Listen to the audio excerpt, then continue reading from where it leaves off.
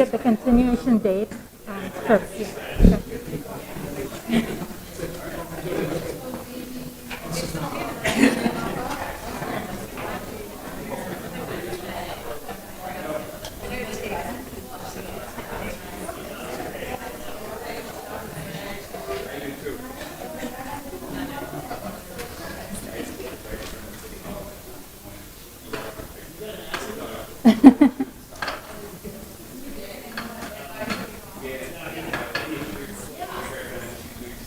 Yeah.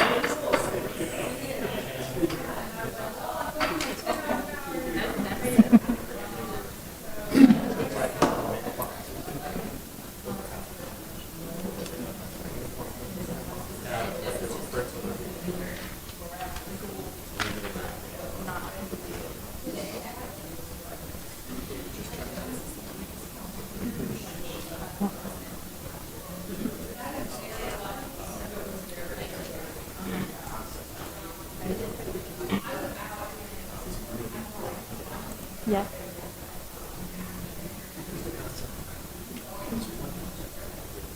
I think Stephanie's going to do it.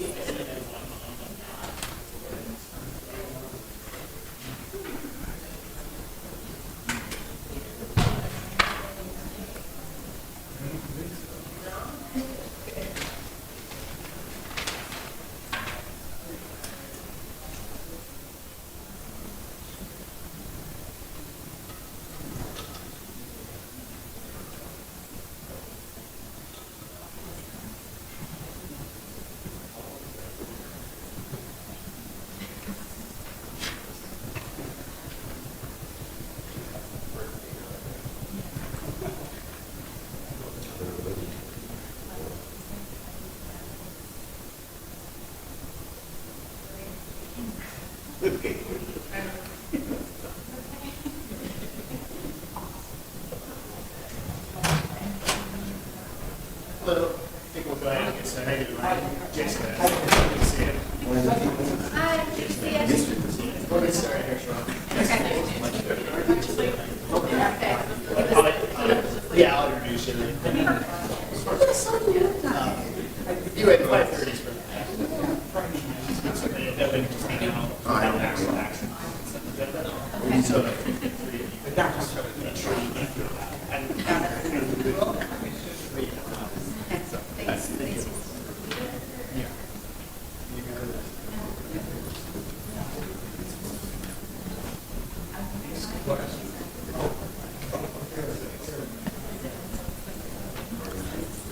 All right, we're going to get started with a presentation from Downtown Des Moines Future Forward.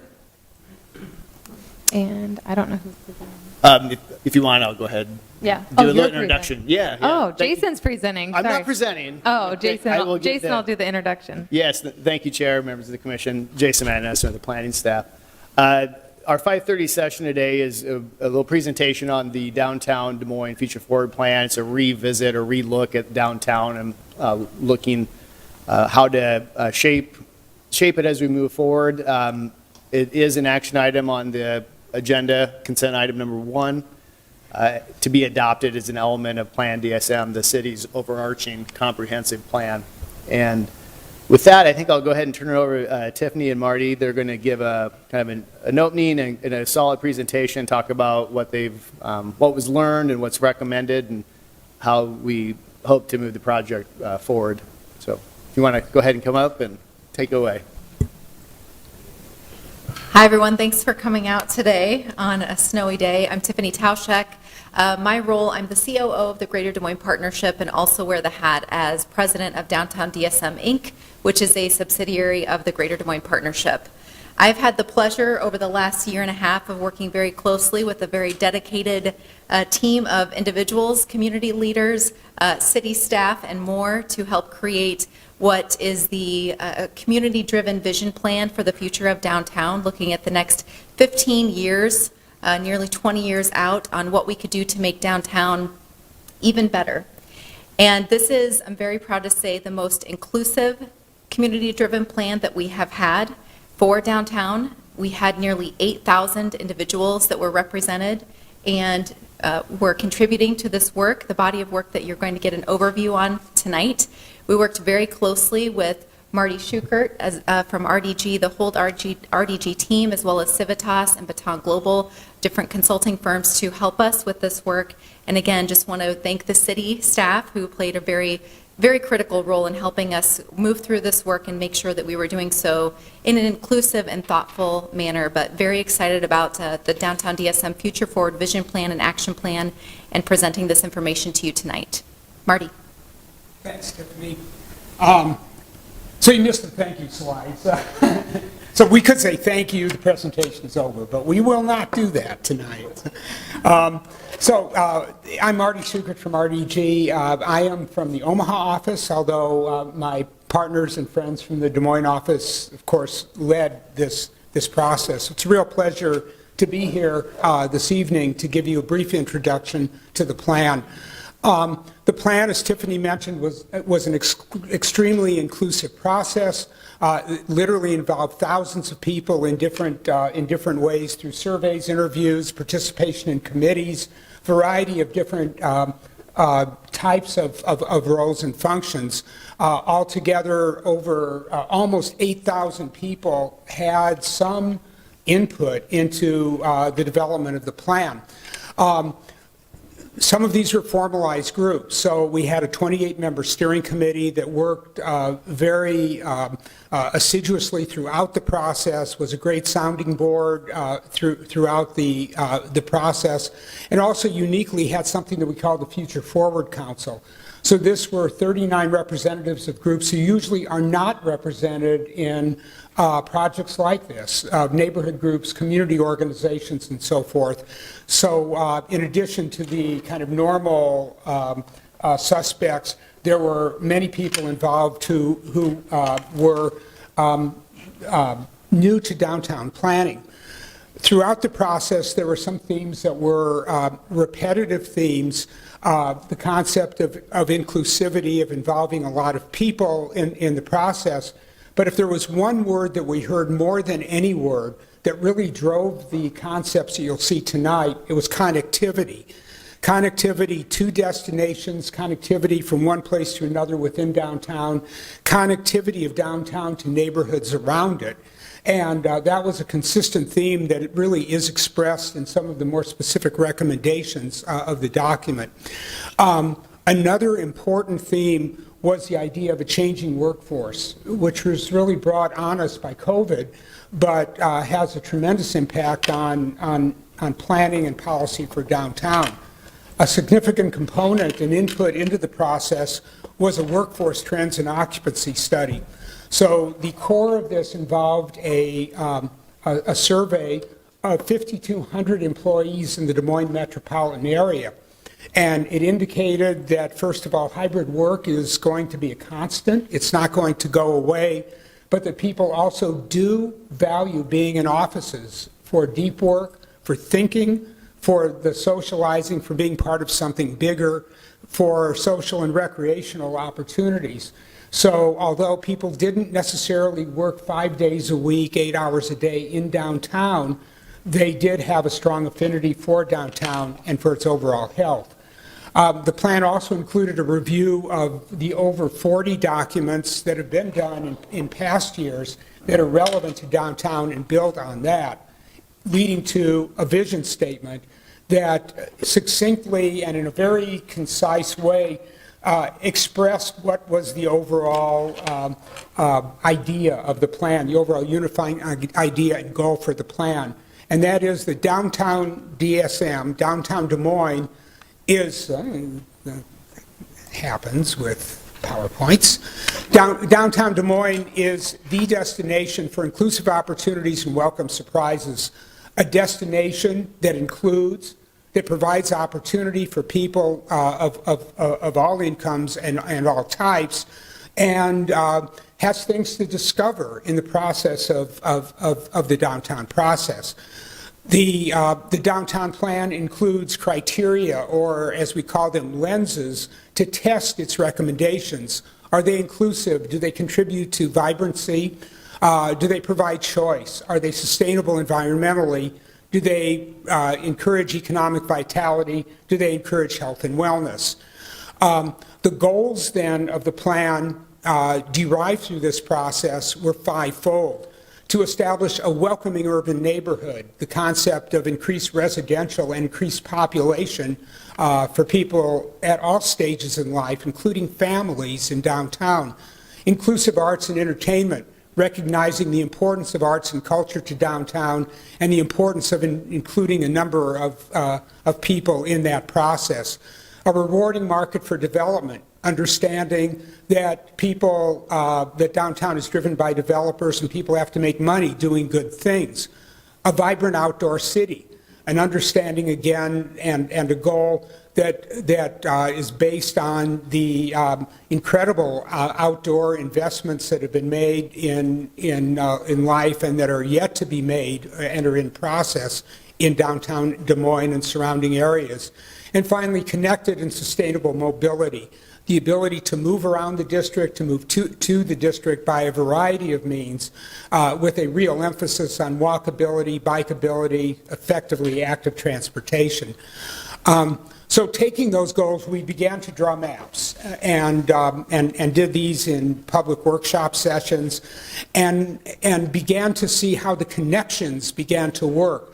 The idea of a green network at the core that connected a variety of destinations with street connections and linkages to surrounding neighborhoods, and the assertion that the health of neighborhoods and the health of downtown are really inextricably bound.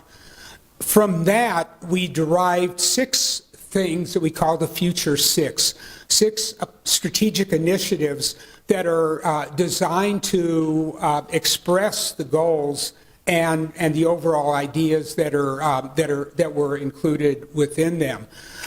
These 6 components include completing the Green Ring, which we'll talk about in just a minute, the Skywalks Reimagined, the Inner Circle, the Stadium District, connected corridors, and strong neighborhoods. The Green Ring really came out of mapping that we were doing, looking at the structure of open space in downtown, at the combination of the riverfront and riverfront trails, the Papa John Sculpture Park and the West Gateway, the Capitol grounds, the other neighborhood parks in the area, and looking at the gaps that were needed to complete that circle, usually on-street connections that needed to be made. And this ring really does tie everything together in terms of the surrounding area. So here you see the completed parts of the Green Ring, the dotted lines being those that require attention, the purple lines being the Skywalk network or components of that also speak to the completion of this connected outdoor space. You'll see renderings that illustrate one part individual parts.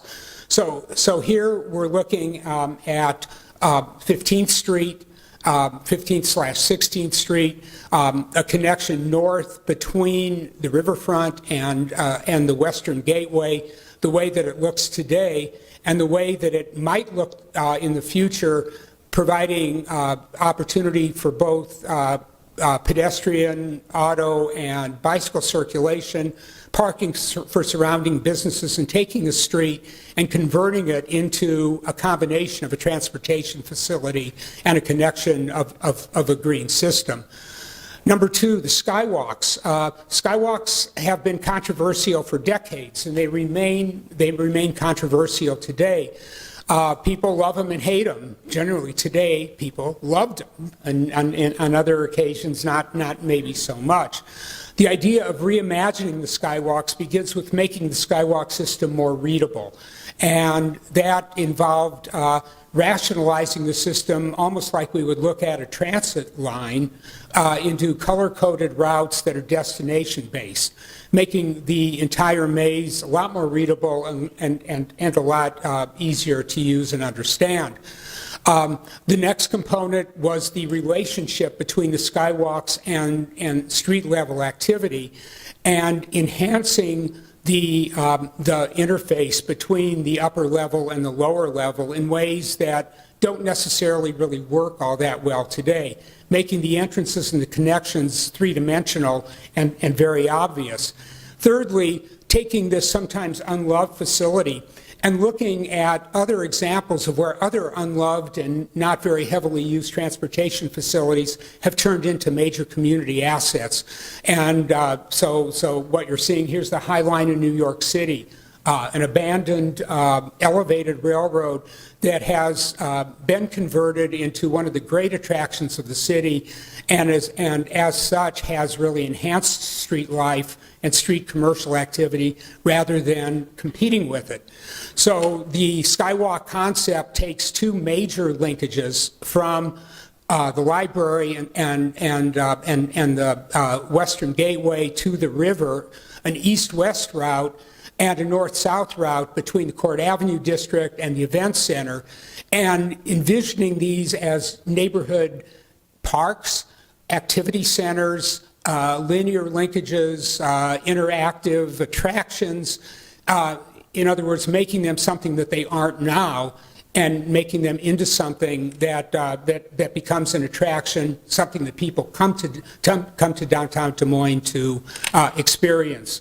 So a skywalk today, a portion of the skywalk system, not all of that because it would give people migraines, but how it could be, how parts of it could be converted in the future.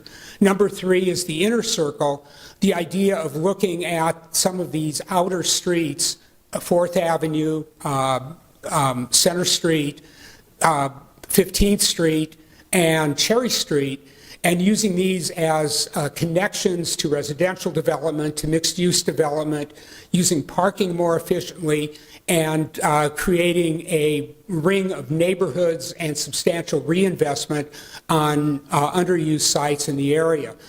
Center Street was a particularly interesting one given the history of Center Street as a center of Des Moines' black community and the loss of that through urban renewal during the 1950s. One of the chief things to look at here is the intersection of 9th and Keogh, not what you would say is a very pedestrian-friendly area and certainly somewhat divisive, but in our vision could become a place in itself linking new development, the principal child care center and the principal campus, the mainframe, and creating a true entrance along Keogh Drive into the city. Number four is the Stadium District, connecting the existing principal park with Pro Iowa Stadium, with that great Cumming project, generally using Tuttle Street as an east-west connection to make that link, and envisioning this mixed-use district south of MLK to the river as a combination neighborhood, which is already in progress, innovation space, and recreational activity. So in the long term, the Stadium District, which looks like this today, with the completion of existing projects and with some evolution over the years, begins to be a much more connected project linked to the downtown through downtown core through Fifth Street, and connecting the soccer complex with Principal Park. Connected corridors, looking now at the streets that connect the downtown core to surrounding neighborhoods and imagining these as strong neighborhood linkages to really effectively make the neighborhoods part of downtown and part of its residential setting. A model project here that we looked at was the 9th Street Bridge over I-235.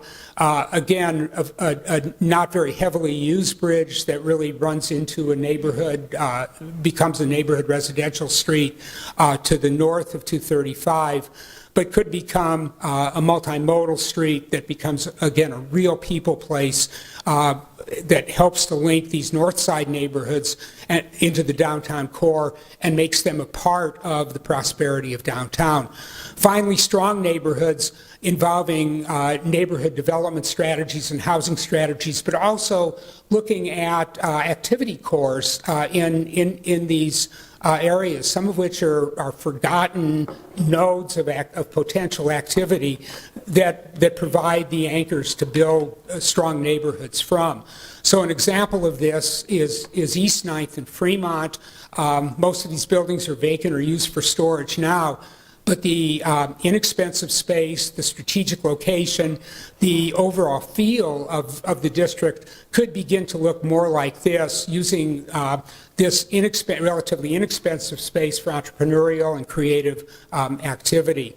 So there, in a breathless nutshell, you have a summary of the downtown plan. Our next steps are this one. That is P&Z review, questions, hopefully approval. Moving on to the City Council for their incorporation of the plan into the city's comprehensive plan. And then as we move forward, a series of conversations with city staff, the private sector, other agencies, neighborhoods on how this plan gets specifically implemented over the years. So with that, I'll be happy to answer any questions, and those that I can't answer, Tiffany's.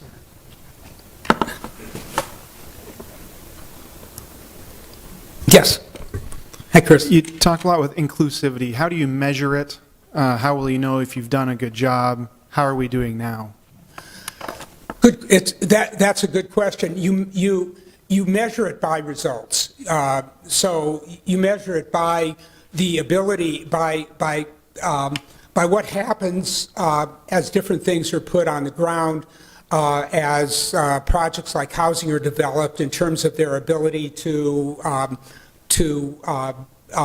accommodate different types of families, different types of households, and to provide the kind of integrated community that a downtown should be. In the short run, one of the actions that we think is really critical in terms of inclusivity is what we call the reclamation of Center Street. So Center Street being the historic center of Des Moines' black community, largely renewed out of existence. Reclamation is to view this as a development corridor, as an interpretive corridor, and make it hopefully the kind of district that it was in terms of multiracial and multicultural activity. It's hard to say that a plan like this is designed to provide what Lawrence Halpern would call the score of activity. It's the performance that really counts, the ability of spaces, of programs, of institutions to move beyond the people who usually animate those programs and to reach out to others. And so again, the measure of inclusivity is both intention, as the plan articulates, and performance in terms of what actually happens on the ground. And we have tried throughout this planning process to provide at least the framework that promotes inclusivity.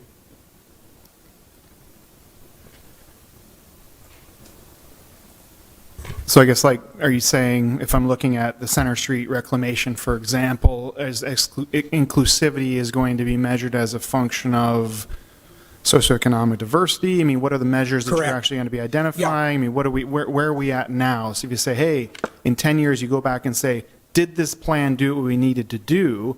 What metrics would you be looking at to evaluate, did this thing work? And Yeah. was this time actually well spent? And did we actually follow through with any of the strategies you're referencing in here? Some of those measurements will be developed through the implementation process, but the intention in the plan and what the plan articulates is that, for example, in housing, that a range of incomes and a range of household types are accommodated throughout both the downtown core district and the surrounding neighborhoods.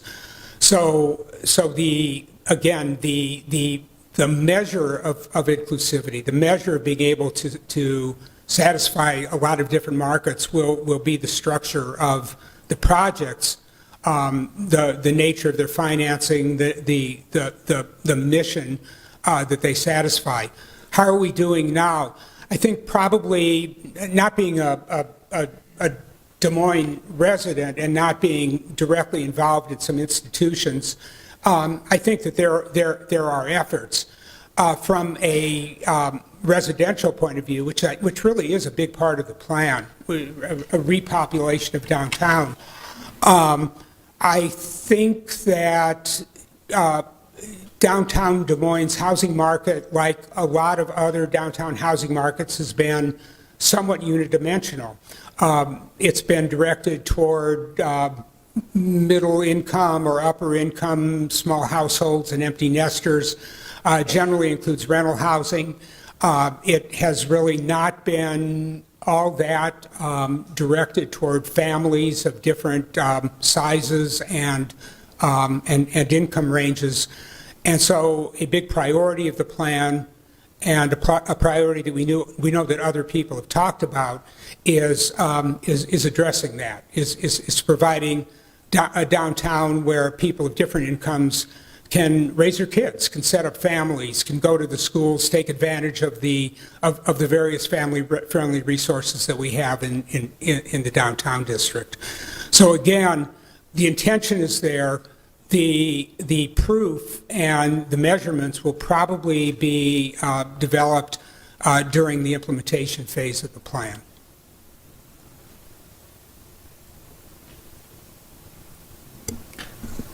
Any further question, Johnny? I think this is a, excuse me, I think this is a great plan. One of the questions that I have is, what are the strategies or recommendations for all of the land that's currently being used for parking downtown? I'm glad you asked that.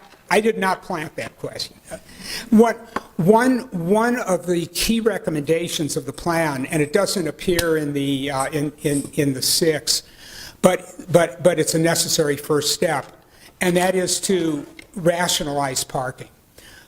By rationalizing parking, downtown Des Moines and every other downtown has, most Midwestern downtowns have enormous surpluses of parking. That's because every person and every office occupant and so forth is trying to provide parking at least a one-to-one level. We know that, and whether it's used or not, to provide private parking structures that are solely for their use. Rationalizing parking means for everyone, the public sector and the private sector, to get together to look at, certainly in our current workforce situation, to look rationally at what's really needed in terms of parking, and to be able to figure out ways in which that sort of proprietorship of private parking facilities can be broken down a bit And so opportunities for shared parking to get full utilization of the structures that are there, to make sure that they're fully and effectively utilized. We are very inefficient on parking. We build way more than we need. The outcome that we hope will happen is that this kind of a process will provide a way of using the structures, which are huge investments, in a more rational and more efficient way, which then enables the less intensively used surface parking lots around the periphery to be redeveloped for what we really want, and that is more population, more kids, more people in and around downtown. But that first step has to happen to be able to look at real parking demands, real parking availability, and in a spirit of cooperation and mutual benefit, look at how the use of those investments can be made more efficient and rationalized in order to open up other space for much more productive and important uses for downtown. We're out of time. Can we have one quick follow-up? I'm curious to the parking piece in some ways, and follow on, what are the top 3 ordinance changes you believe we should be thinking about or should be coming down the pike that would ensure success of this? Ordinance changes. Yeah, what 3? Like parking. We have parking minimums are requiring. Those might need to be changed if you're saying we need to right size it. What are the top 3 that you believe are most important for ensuring success of this plan? Yeah. I think, well, first of all, and this, I know that parking is not required in the downtown core for individual uses. There's actually not a parking requirement. One thing to look at, though, and we haven't really thought about how to write an ordinance, but ways of if not establishing parking maximums, at least mandating that new projects look at available parking and negotiate for parking within existing capacity. Again, that's going to require proof that there's existing capacity to do that with, but we're rather convinced, and I think most people are by visually looking at parking structures, that does exist. Number 2, I think deals with housing affordability. And, again, this is not an issue that we really dealt with exactly within the plan, other than saying that affordable housing, attainable housing is a significant goal. But at looking at incentives and in some cases requirements for the use of existing incentives that provide a certain set-aside or certain amount of housing that's affordable and dedicated to specific groups that we would like to integrate into downtown. So that's 2 ordinances. That's about the best I could come up with right now. But when you start talking about ordinances, you start to get yourself in trouble, which I probably already have. But nevertheless, those are things that I think we do need to look at for successful implementation. All right. Thank you so Thank much. you. We're out of time, but we really appreciate it. Okay, thanks. Yeah, we look forward to hearing more. Okay.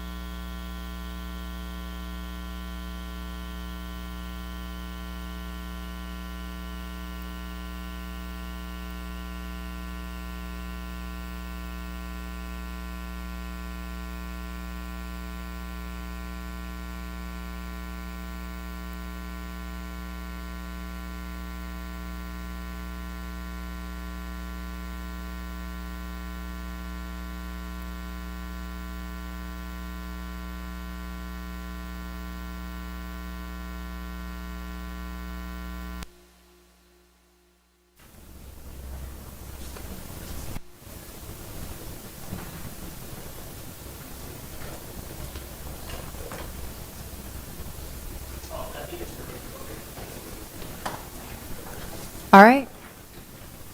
I think we're ready to go.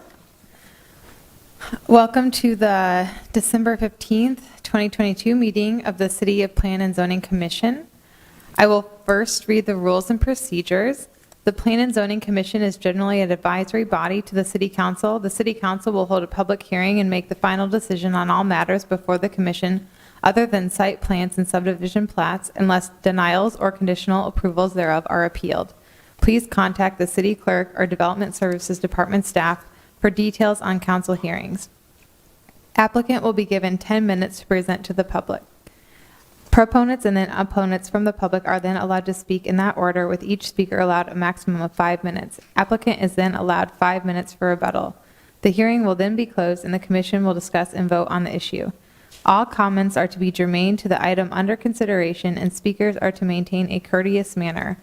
Items listed on the consent portion of the agenda will not be individually discussed and will be considered for approval in accordance with the recommendation in the staff report unless an individual present or member of the commission requests that an item be removed from consent and considered separately under the public hearing agenda. All right. Do I have a motion to approve the minutes of the December 1st, 2022 meeting? I'll make a motion. Thanks, Abby. All in favor, please raise your right hand.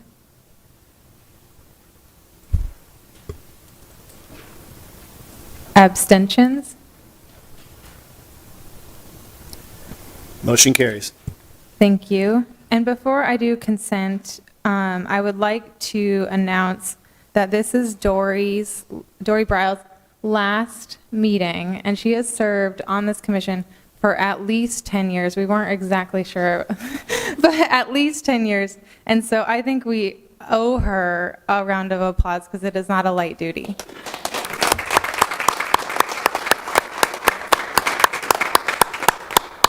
And you will be missed, so don't be a stranger. You know where to find us. I will start with the consent public hearing items. Item number 1 is a request from the Greater Des Moines Partnership and City of Des Moines for review and recommendation to the City Council regarding adoption of the Downtown DSM Future Forward as an amendment to Plan DSM Creating Our Tomorrow Plan. Is there anyone on the commission that wishes to hear this item? Obviously, we just had the 30-minute overview. Anyone in the public? All right. Number 1 will remain on consent. And we'll vote on that first, and then we have one to vote on for continuance. Oh. All right, our consent agenda is item number 1. Do I have a motion to move consent? Yes. Thank you, Francis. All in favor, please raise your right hand. All opposed, raise your right hand.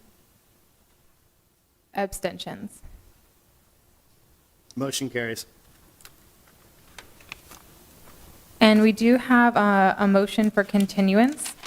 Item number 5, a request from WCMRP Des Moines Center LLC, represented by Nat and Paul, for review and approval of First Amendment to Southdale PUD conceptual plan on the property at 4900 Southeast 14th to allow expansion of a retail use to include outdoor display in a parking lot. The applicant has requested continuance to February 2nd, 2023 meeting. Do I have a motion motion to move continuance? I don't know. Should we at least first ask? Okay. Does anyone want to hear this tonight? Yeah. Was there anybody in the audience who was here for this item? Okay, I don't see anything. Move to a motion. All right. Do I have a motion to move that to February 2nd? All right. Thank you, Francis. All in favor, please raise your right hand.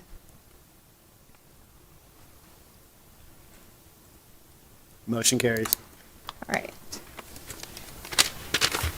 So the first item on the public hearing agenda tonight is number 2.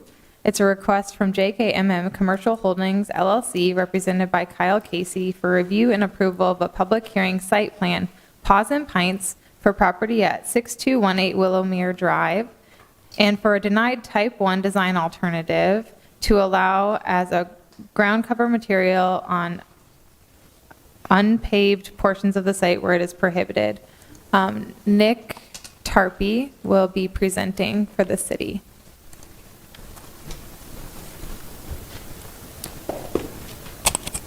Madam Chair, members of the commission, Nick Tarpey, planning staff. Just to give some quick context or background to this, so if commissioners are kind of familiar with this site or this property, this project was actually in front of you, I think, back in 2021. It went before Plan and Zoning Commission then. So the site is fully built out, constructed, it's been operating, people might have been there, frequented it as a business.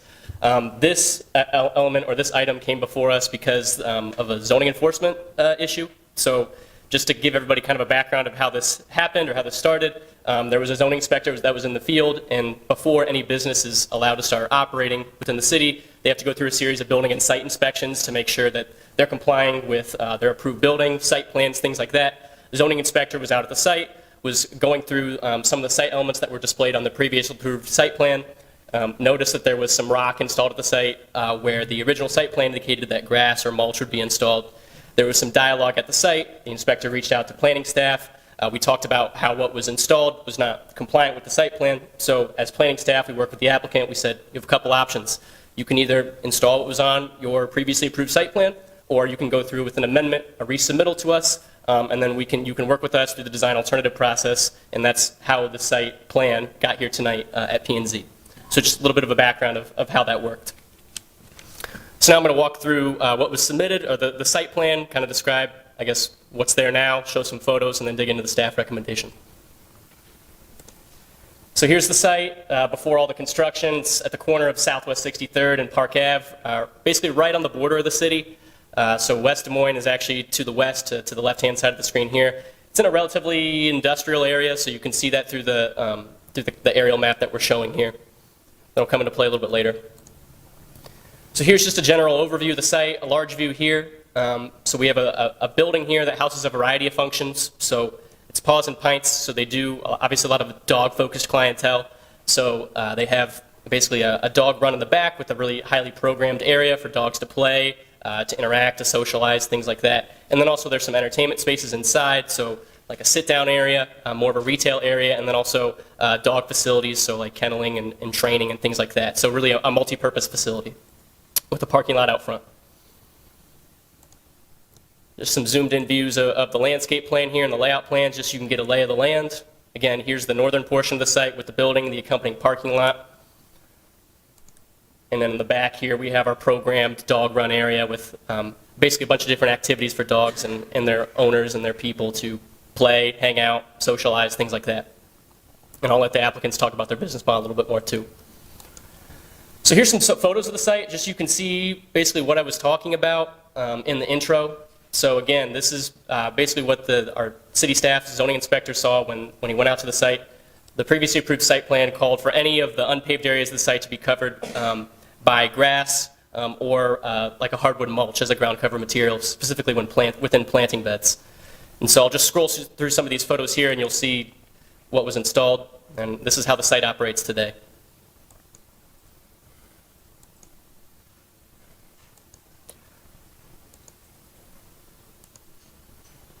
So this is the back bit behind the fence in the rear portion of the site in the dog run area. So it's a key distinction that, again, will come up later. So digging in the staff report here, I think this is a really good time just to remind the commission of what the design alternative process is for. I think this is really kind of a unique and nuanced situation with a really unique user, a lot of unique clients that come to the site. And I think as staff, we really understand that. We want to try to be really understanding.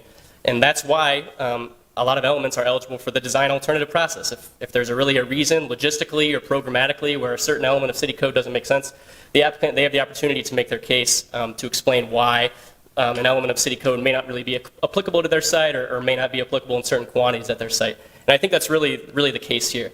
This is a really good opportunity for staff and the applicant to come to more of like a type 1 type design alternative consensus where we can maybe allow something that wouldn't necessarily be allowed by code, but we can be a little bit flexible with it and try to grant a little bit of relief of that in that way.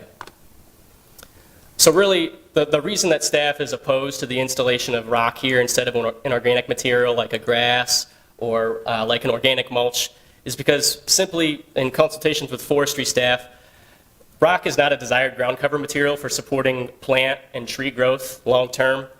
The idea behind an organic material like hardwood mulch or seeding, grass, is that it is supposed to mimic, and I understand this is more of an industrial context, but really supposed to mimic a forest condition. So an organic material is really going to do a lot better job than grass of helping trees obtain and then retain moisture. It'll really protect them against extreme temperature swings, which we're experiencing right now.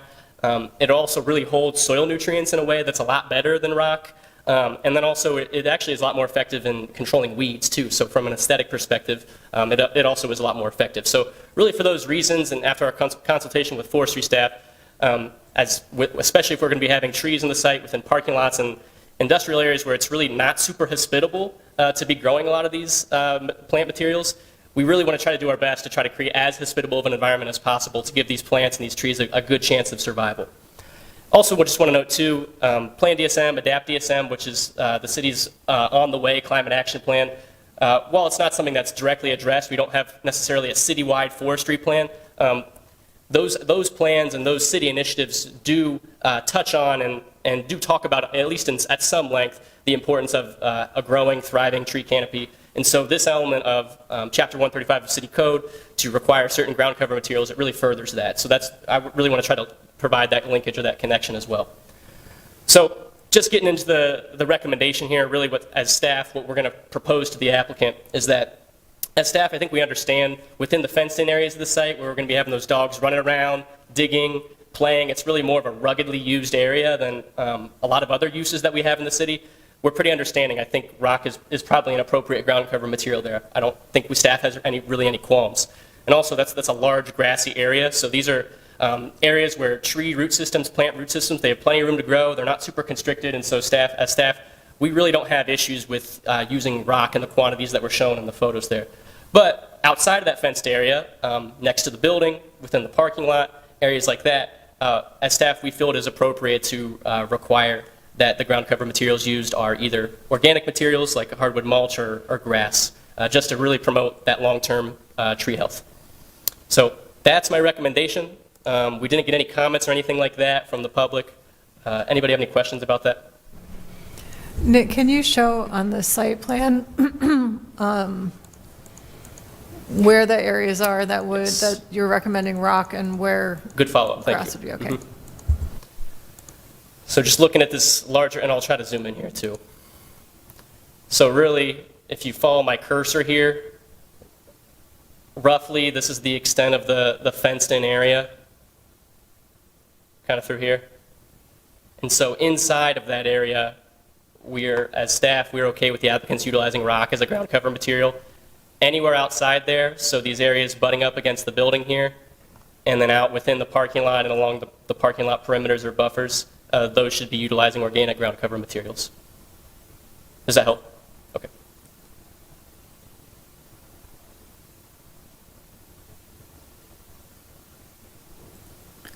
Any other questions? All right, thanks, Nick. Is the applicant present?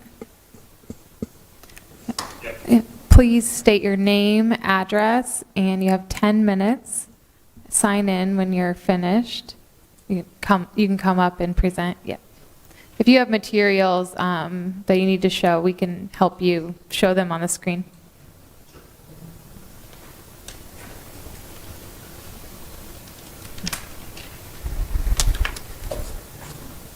Yeah, go ahead.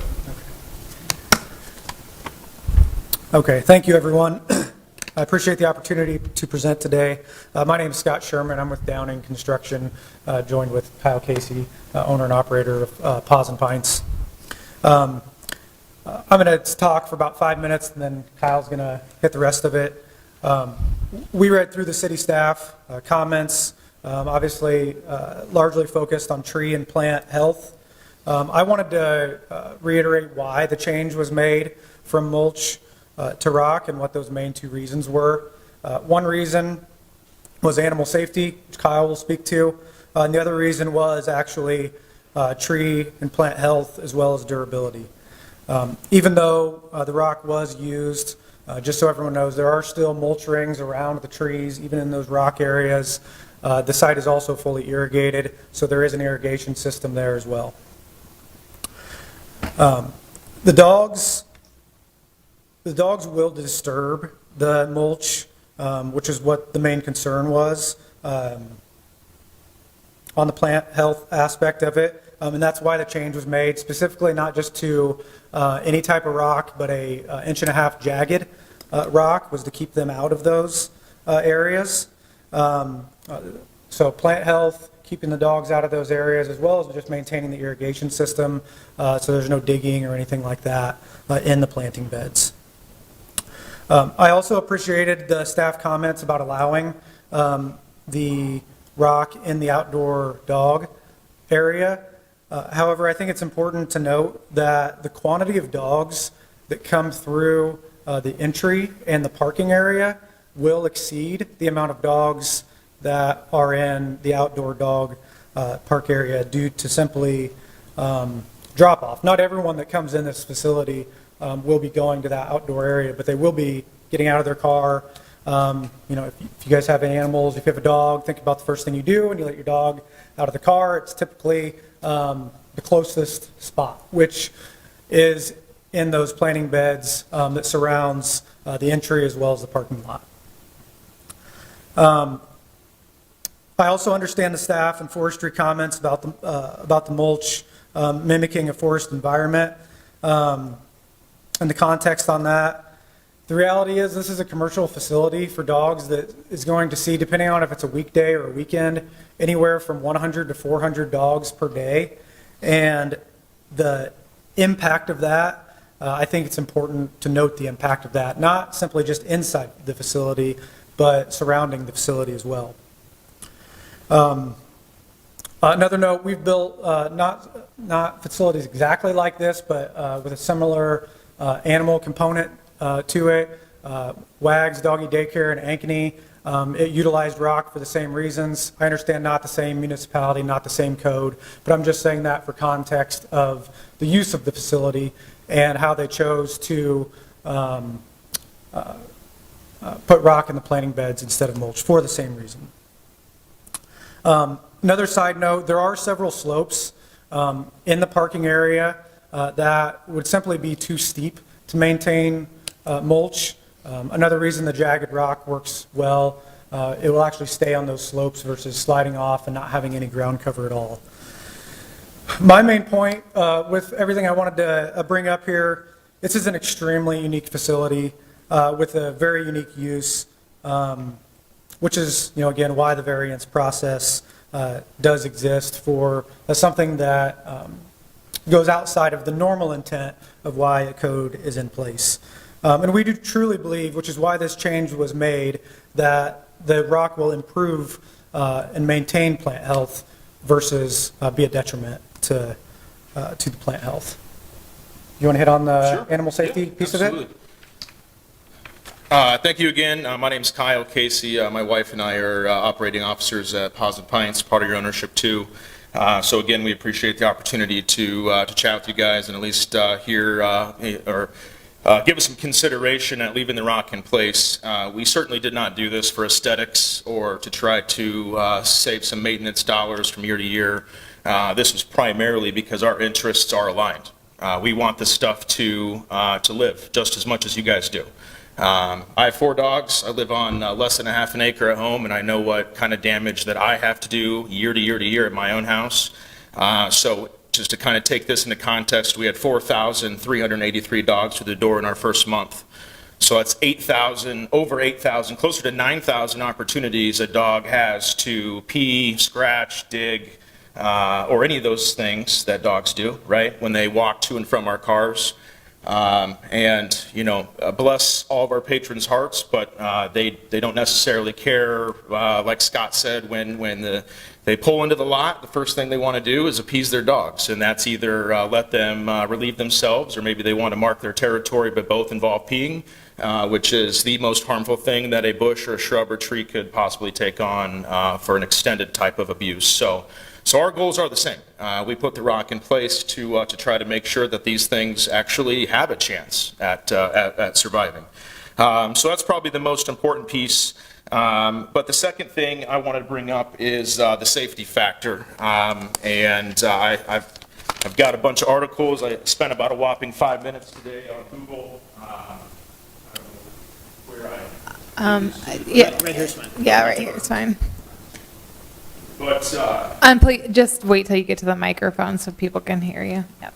Yep, so everything that I printed off there are reasons to avoid mulch around dogs. The very first one talks about just the shredded hardwood nature that we're talking about, right? The dog's favorite thing to chew on are sticks generally. I know going back to my house, I know that's what dogs dive into first. I can shower them with toys, but they just want to go out and find the nearest shredded wood or stick to chew on. And if we give our dogs endless amounts of those, statistically, when you have 4,300 dogs a month coming through the door, something could happen. And the last thing that I would want is a dog on my watch at my business here in the city of Des Moines eating mulch that sends them to the emergency room. And then I've got a real problem. One of those articles talks about just a simple blockage where hardwood got caught and the dog died from it. And those cases are all over the internet. Second piece of this is the things that can grow in and on mulch because of the fact that it can retain the moisture it does and the humidity and the hot and cold that we have here in Iowa. Poisonous mushrooms, slime mold, different funguses can grow on mulch, which can also create hazardous things for dogs to digest. Any of those things can send a dog to the emergency room and is very, very expensive. And then last but not least, Mr. Tarpey mentioned it, carbon-based mulch. A lot of times in order to get mulch to be colored, red, black, white, whatever it is, in order to do that is through dyes. And which is another thing that I don't necessarily want my dogs having the opportunity to lick or even put in their mouth for that matter. So just some things to consider. Once again, this was really meant to try to help the longevity of our plantings, as well as do what's best for our concept, best for our patrons and their dogs. So, and then last thing but not least, I know Mr. Tarpey went through our site plan, but you got a glimpse of our backyard. I know tree canopy and all the initiatives to make Des Moines a greener place is top of the mind, and as a dog lover, I'm a glorified tree hugger myself. But I can tell you we've gone so much above and beyond what the minimum required development amount of plantings would have been for our project. If we were just a simple warehouse or strip mall or something like that, I can guarantee you that probably the minimums would have been planted, but with our concept, we went above and beyond. Dozens and dozens of trees more than what would have been required by P&Z in the first place. So we're definitely doing our part to help ensure that piece of it. We're just asking again for some consideration on what would be the wisest approach for the plants that will see the most abuse. So with that, thank you. All right, thank you. Are there any questions? What is the cost of going and taking all the rock out and putting in, putting it up to where you want? We spent $68,000 putting the rock in. I don't know what it's going to cost to take the rock out. So I don't know.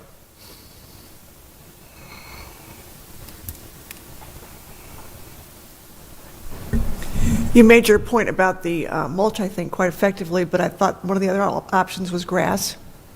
So most of our trees, and I'll let Scott speak to this specifically. I know most is not a actual term to use here, but I would say all but 4 of our trees are actually planted in grass with a mulch ring.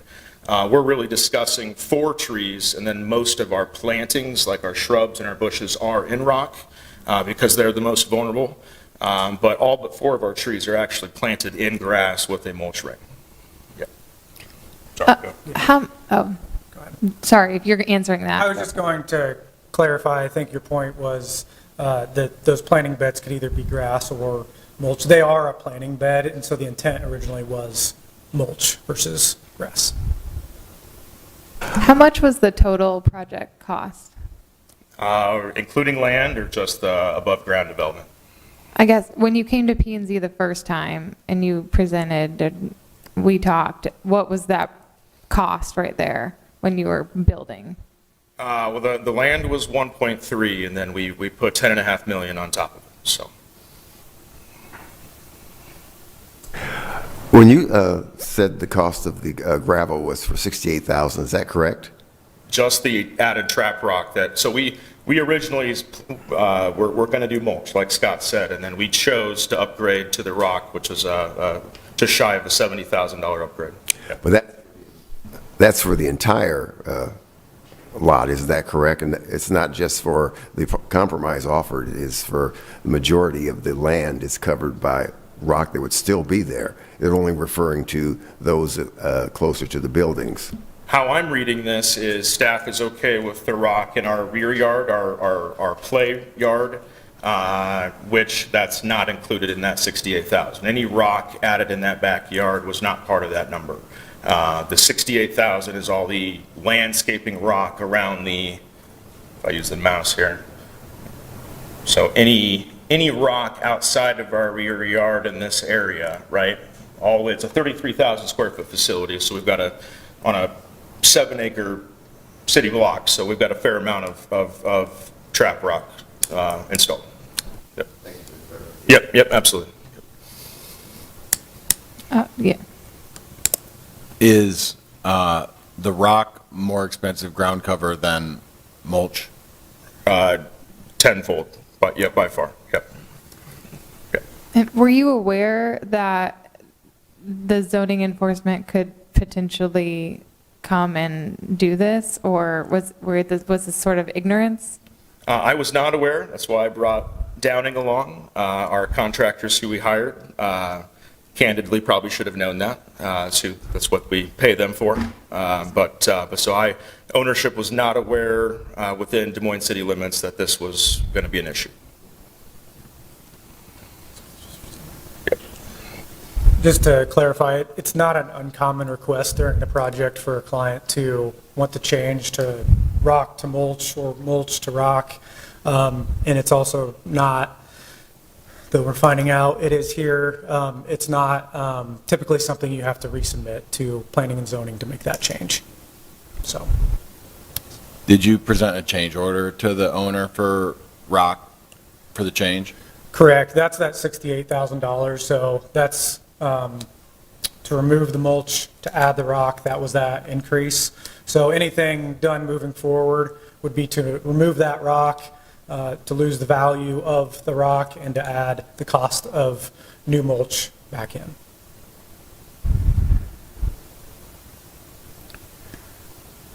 All right. Does the rock align along the perimeter close to the sidewalk as well, nearby the streets? Not next to the street, more so along the parking lot side.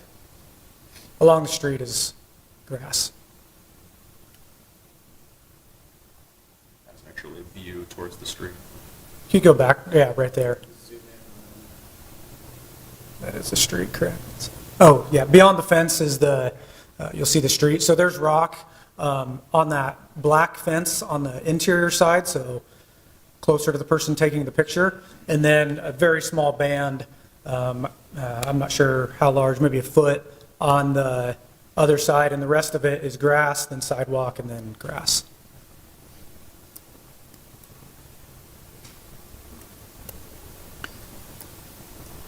All right, well, thank you.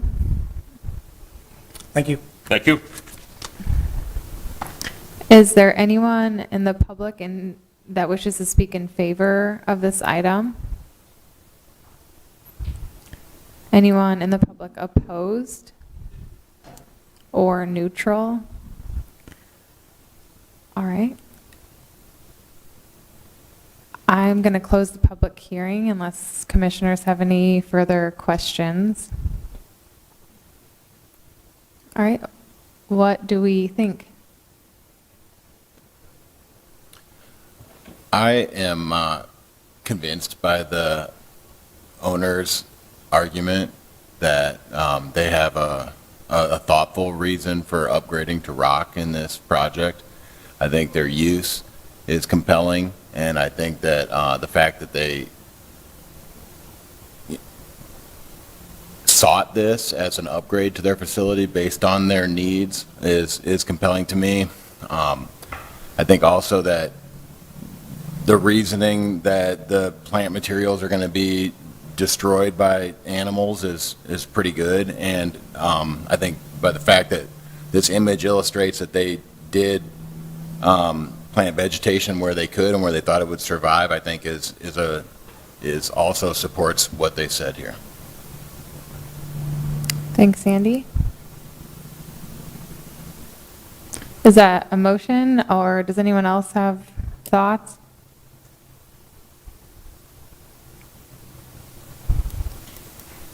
I guess I'm curious with the, so it sounds like the rock isn't actually put in a place that's damaging to the plants. Was there something from the city that says that the way they've implemented the rock is known to be damaging?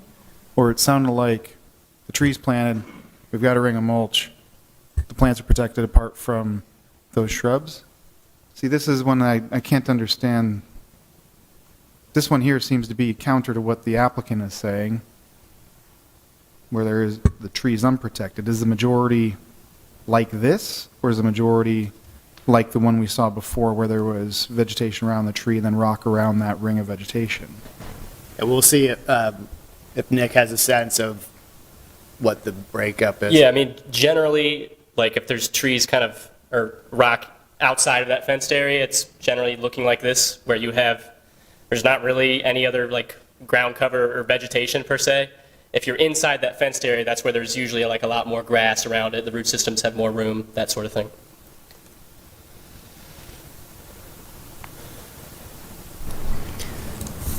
I have a question. Is there any, let's say all the plants die in the rock areas.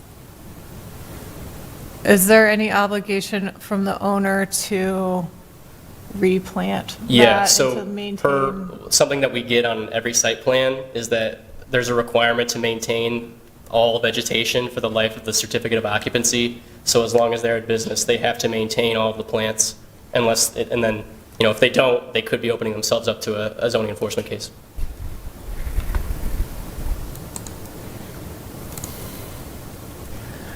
I mean, I think I tend to agree with Andy that there is a compelling reason that was presented to use rock at this business, and then knowing that they are obligated to keep the plants healthy and alive. I think I tend to kind of agree with the applicant on this one.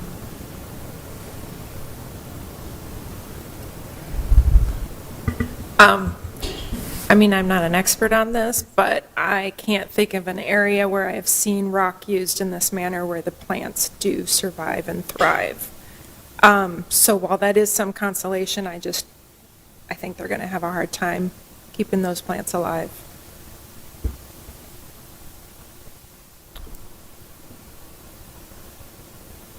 They mentioned an irrigation system is like, for some reason, this is the image that bothers me the most. I mean, is that irrigated? Is that tree going to get watered in August when it's, I mean, you know? Maybe the applicant can say that. I don't know the ins and outs of their irrigation system that was It looks installed. like they're nodding yes. Yeah. They could come back up and answer that question. You can come back up.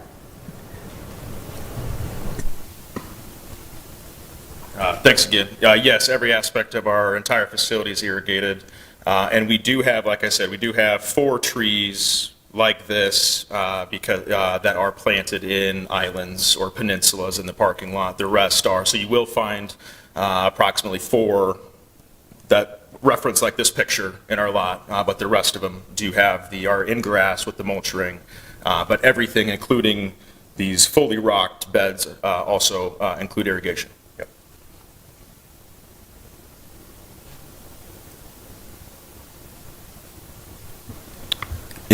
If you were trying to keep this tree alive, for anybody here that knows about tree health, if you were trying to keep this tree alive, would you be able to like put say a 6-foot diameter mulch ring around it that would retain some moisture better in the summer? I mean, generally the trees that are in parking lots are kind of sickly looking usually anyways, so I don't know if we're damming this one just by having it in a rock bed relative to if it were in like another type of bed, but could you make a compromise that if this thing had mulch at the base, it maybe has a better chance? Is that a thing for trees? I don't know. I have a backyard with 40 bags of mulch, and my dog never bothers the mulch, but he does chew on tree branches. But I'm in agreement with Andrew. So, Andrew, why don't you make a motion? Thanks, Francis. Okay. I will make a motion to approve both. Yeah, you'd be approving the request. Approve the request by the applicant. All right, there's a motion on the floor to approve the request for the applicant. So does that mean there'd be no modification? So like in this instance where you have this tree, there'd be no mulching required to be added, so it's in line with the others? We just say, this one here is fine, all of them are fine, the rock's there, all good, no changes. Is that what the proposal is? That's my motion. Okay. Okay, all in favor, please raise your right hand.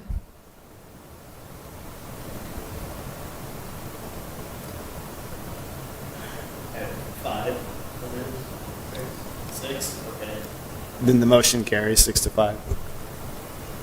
And I'm abstaining. Okay. Yeah, sorry. All opposed, please raise your right hand. And then all abstentions. Motion carries 6-4-1. Sorry, I jumped in there. I just was trying to decide if we just had a dead motion or. I thought we did too, so.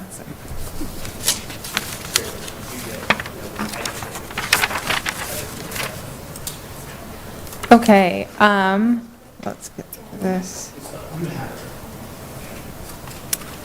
Item number 3 is a request from Iowa Plains Signing, represented by Jeff Kudelka, for review and approval of a public hearing site plan, Iowa Plains Signing, for property at 2325 Delaware Ave, and type 2 design alternatives in accordance with city code and A through C. Sarah will be presenting.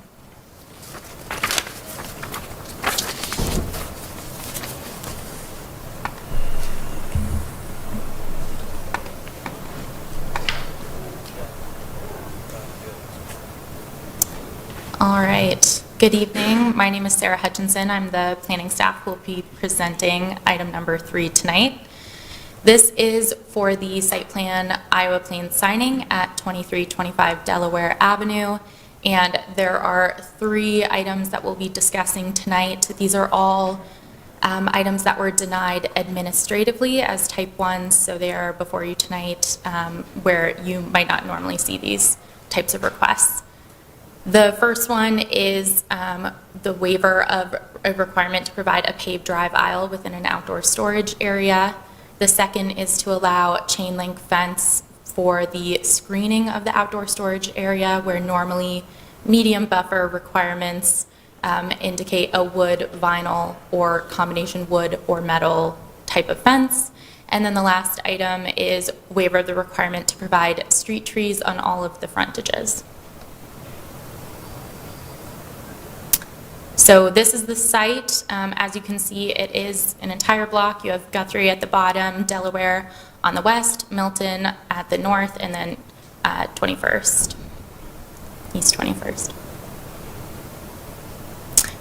Did want to mention that we are allowing a phasing of this site. So this shows phases. It would be introduction of the landscaping and buffer fence as part of phase 1, as well as the paved parking lot. And then phase 2 would include the undergrounding, I believe, and then phase 3 would be sidewalks. And then here you can see what it looks like with the trees that are required as part of the medium buffer screening for outdoor storage. As you can see, the outdoor storage really is on every frontage, so that is one of the constraints of the site.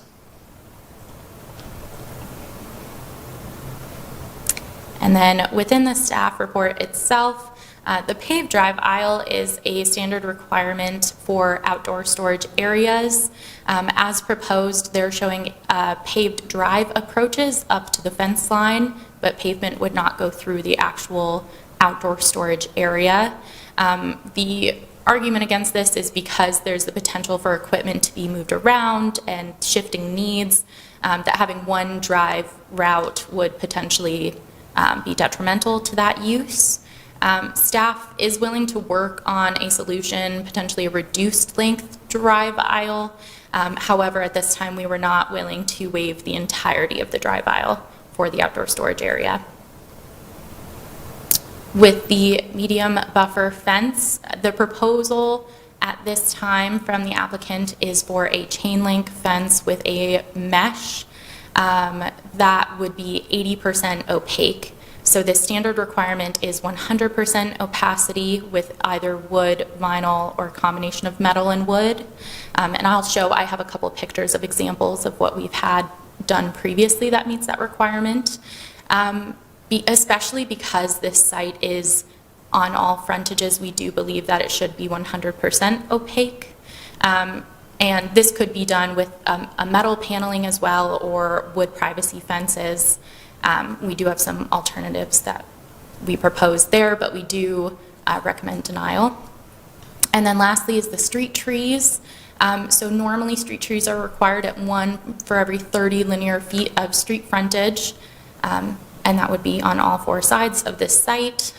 Right now, there has been some indication from the applicant that they're concerned about the amount of room between the sidewalk that they're putting in and the curb, allowing for street trees, as well as the provision of the medium buffer trees being there already, meeting that shade intent.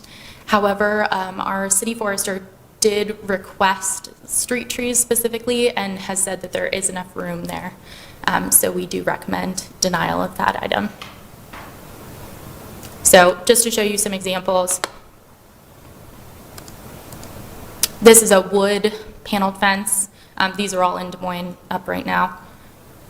This is more of a metal panel look. And then this one is a vinyl. So as you can see, typically we really do like to have it completely screened. This is the consent map. And then lastly, I did just want to share, we did get this letter from the neighborhood association. I'll let you read this, but essentially the main point is that the neighborhood is hoping to have the commission move staff recommendation for these items.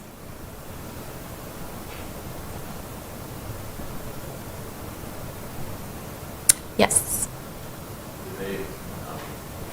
Was there a picture that was part of this email? Yep.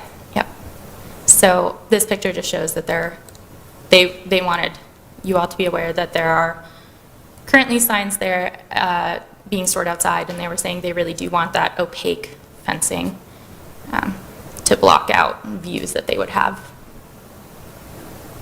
And that was it for this one. Do you have any other questions for me? How far a drive aisle are you thinking you're wanting to require? Did I miss that? I'm sorry. So you're saying you don't think it should go you may be willing to have it not go all the way through, but you want to go some distance. What is the? Right. So typically the requirement would be that it would have to go through the entirety of the outdoor storage, just because they do have a drive access at both sides. So people are pulling in from both sides potentially. We had initially recommended maybe as kind of a compromise, at least having space for a vehicle to completely pull into the site on pavement, because right now it does stop, the drive access pavement stops at the fence. So they're just going onto the surface that is not paved when they're dropping anything off. Can you show us the site plan again so we can take a look at that? Absolutely.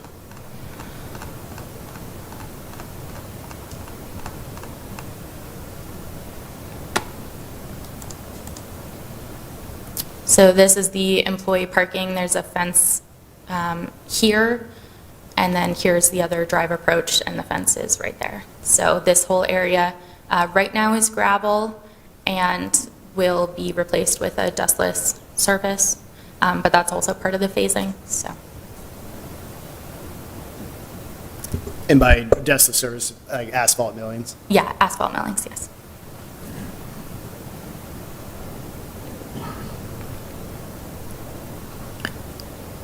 All right, are there any other questions for Sarah? All right, thank you. All right, thank you. Is the applicant present? Can you please come up? You have 10 minutes. Please state your name, address, and sign in when you're finished. Jeff Kadelka, Iowa Plains Signing. Our office is 1110 West 6th Avenue up in Slater. Thank you for having me. Thanks for letting us come and visit. Our architect, Jared, will speak right after me. So we've been in business 35 years. We've worked in the city of Des Moines the last 20.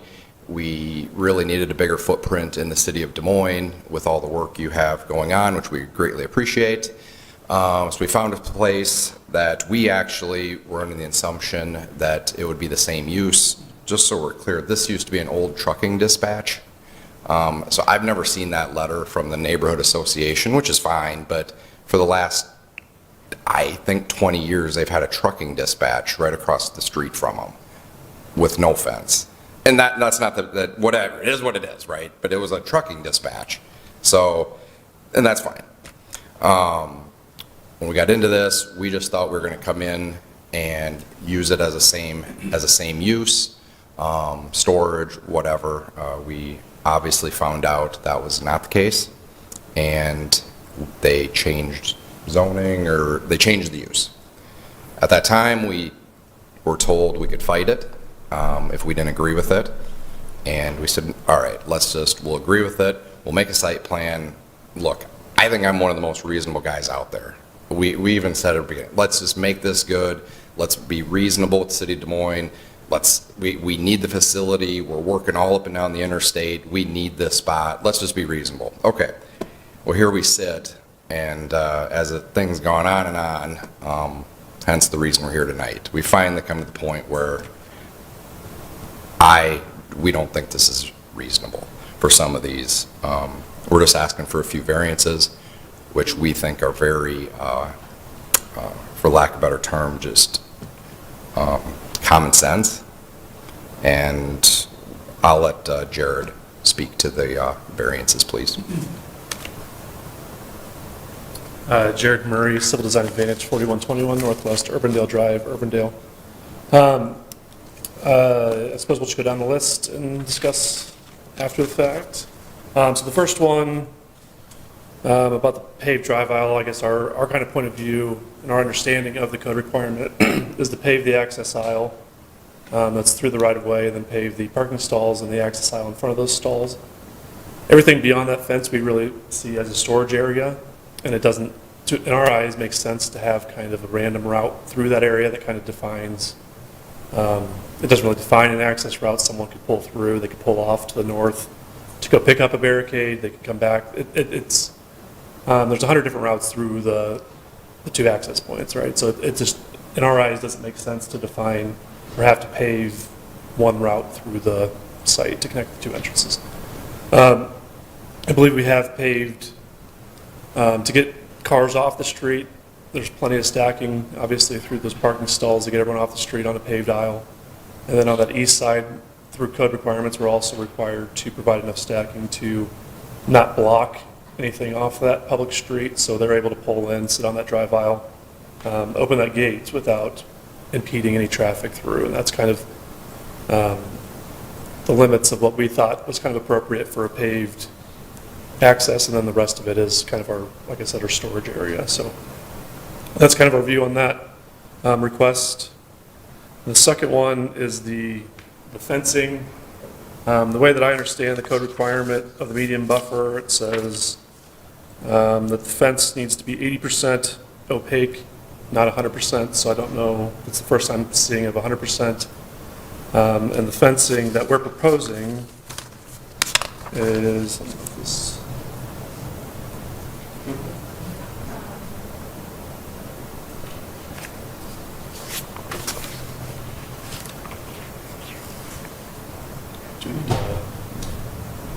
Auto zoom.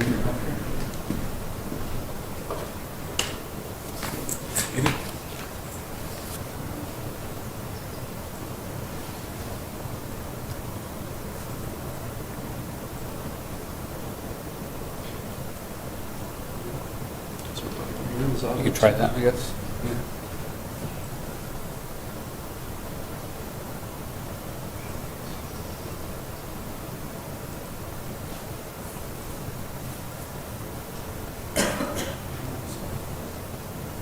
Sleep.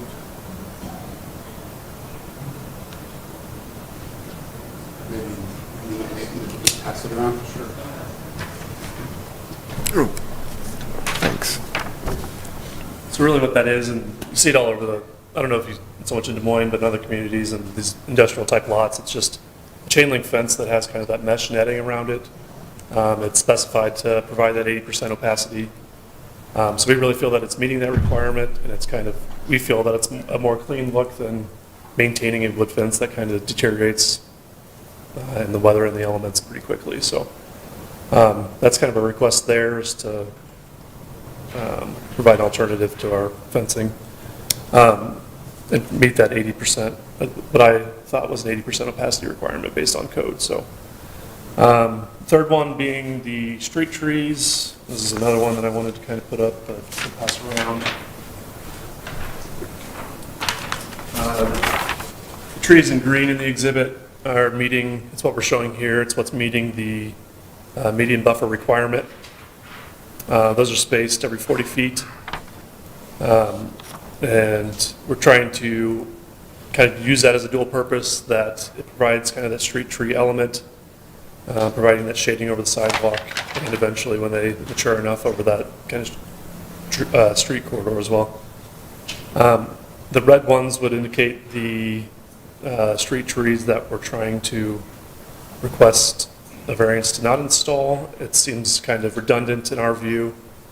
It kind of overcrowds that. It's really a 15-foot strip between the back of curb and the fence, and it includes that 5-foot sidewalk. So there's a 5-foot gap to put the street trees and another 5-foot gap to put the buffer trees. It just seems kind of an odd spacing to go every 40 feet and then every 30 feet right in front of it along the street. So between maintenance of the sidewalk that we're required to install and the streets around it, we kind of feel that it's a little bit redundant and a maintenance issue. I think those are kind of the extent of our requests, I guess. Have you been, I guess I'm reading the ordinance, I guess I do see as well, this C3 says 80%. Has it been, have we referenced anywhere, or what? Like, what is the actual fact of that? That's Is it, okay, I was thinking that in 134, there's also standards as well. They're separate from 135. I'm just going to double check those, but maybe the within 135, specific to the median buffer, it is 80%. Yeah, that's a 783 C3, right? That's what I'm looking at, yeah. Okay.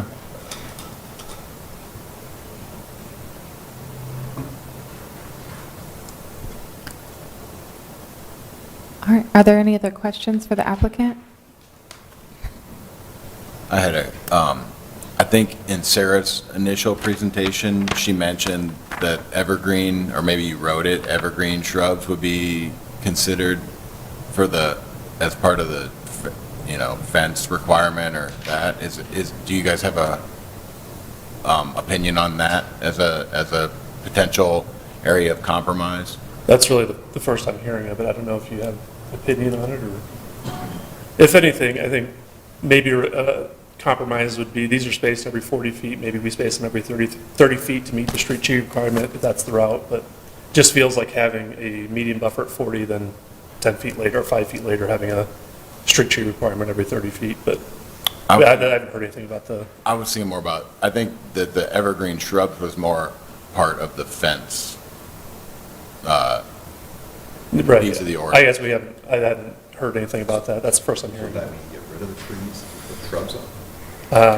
You're saying get rid of the trees and replace them with evergreens, or just add? I can't remember exactly what I saw. I think it's Yeah, I think in the staff report, what we were getting at is that perhaps there's a mixture that the commission or staff would be willing to also look at landscape solutions, whether it's a solid fence or a mixture of things. If that was something else, maybe it's, double, just a solid row of evergreens would also obscure as much as a privacy fence is. So is that in place of the fence? We want the fence. Is that in place of the screening on the fence? Right, in lieu of like the mesh, which won't last. If you had solid evergreen plant, tree of a certain height that. Just a bush? Not a bush, but, like something that's going to be 5, 6 feet tall in front of your fence. I'm just trying to clarifying the fence that you are proposing. Do you believe that meets the ordinance? You're saying that also doesn't? I think it does. The spec sheet says it meets 80% opacity, so.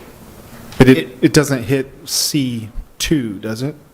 The variance request, I guess, is to use a vinyl fence that's a black covered vinyl fence or not vinyl, the chain link fence that's screened with this mesh. Okay. It doesn't meet the. So you're saying that the spec you passed around still would not meet the 783C2 requirement or the others in there, is Correct. that right? It's not wood, vinyl, or a combination of wood and metal. It's not. Okay, just want to make sure I'm just, okay, gotcha.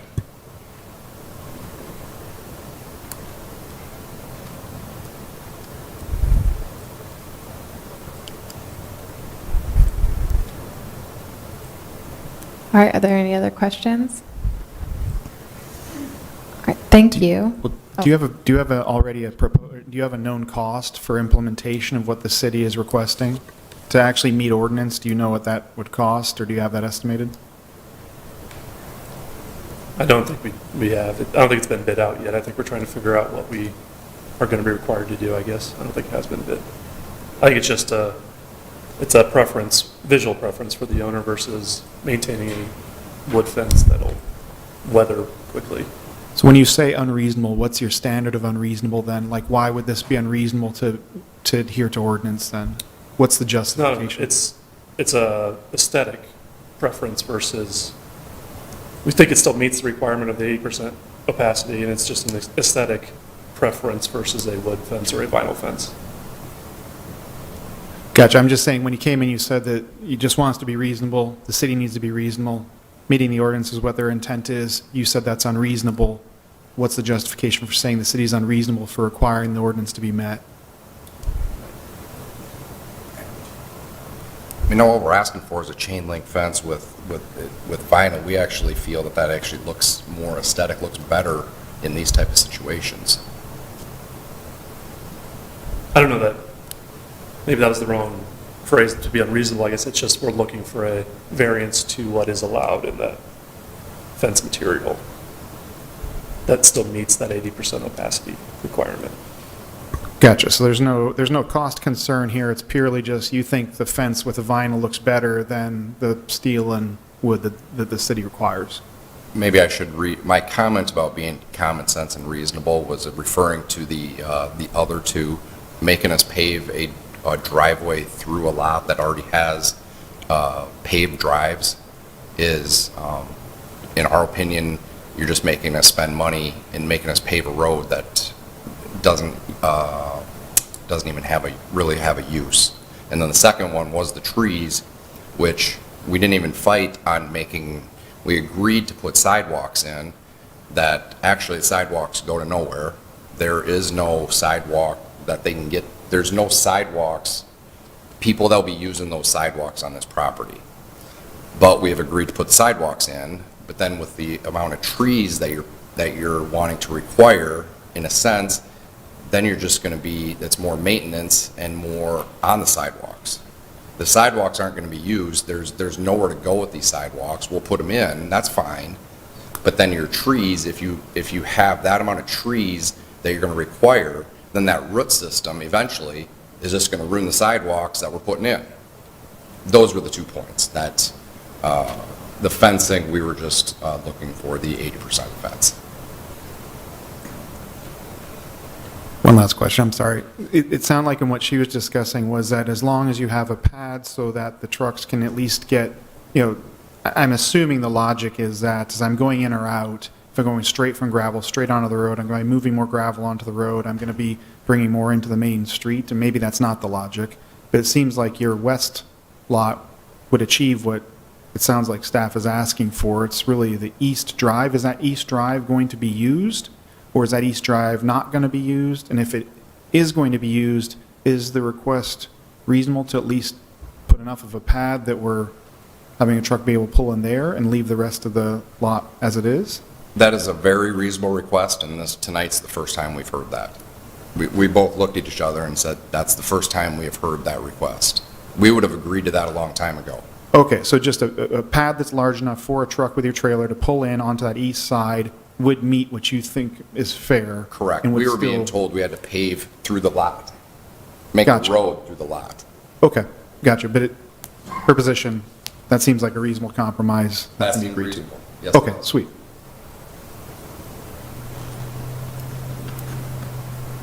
All right, thank you. Is there anyone, you can sit, sorry, thank you so much. Is there anyone in the public who wishes to speak in favor of this item?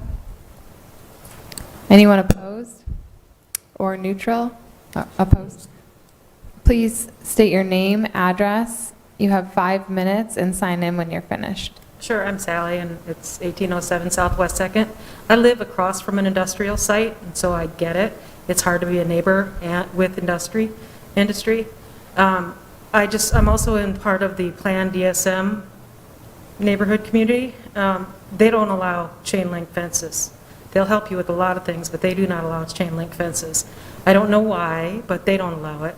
And I think that having the sidewalks and everything is great, but I am absolutely against chain link fences. I think that if it has to go to the residents, then why do somebody who doesn't even live here, why do businesses not have to stick with the same standards that Invest DSM expects?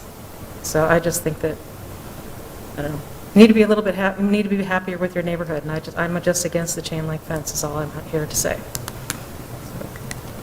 If I can't do it, they shouldn't be. Thank you, and just sign in there. Is there anyone else in the audience who wishes to speak on this item? The applicant does have time for rebuttal if you need it. I'm not sure that you do. Any other questions from commissioners? All right, I'll close, oh, sorry. I have a question, but I don't know who it's for. Okay. I need help wrapping my head around what the medium buffer requirements are. Are we required to have a fence to screen the stored materials, or a fence plus plantings, or were the medium buffer plantings suggested by the applicant instead of the street trees? But the street tree is a separate requirement. Okay. So while Sarah's getting ready I can answer that question. Yeah, sorry, this is not my code book. This is Bert's code book. So on,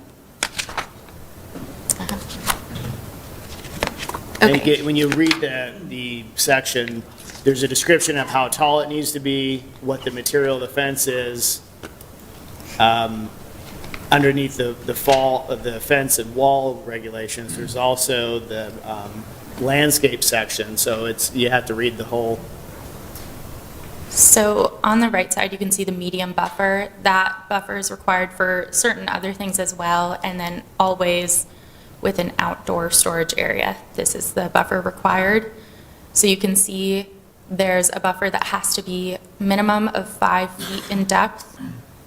It also has to have a continuous fence or wall. That does list 80%. Our note was just that we would prefer something that had more opacity than a mesh chain link, but 80% is the code requirement. You can see the material there is wood, vinyl, or a combination of wood or metal. Also a wall of brick or stone would be allowed as well. And then the landscape hedge is a potential design alternative. And then the buffer landscape is kind of hidden.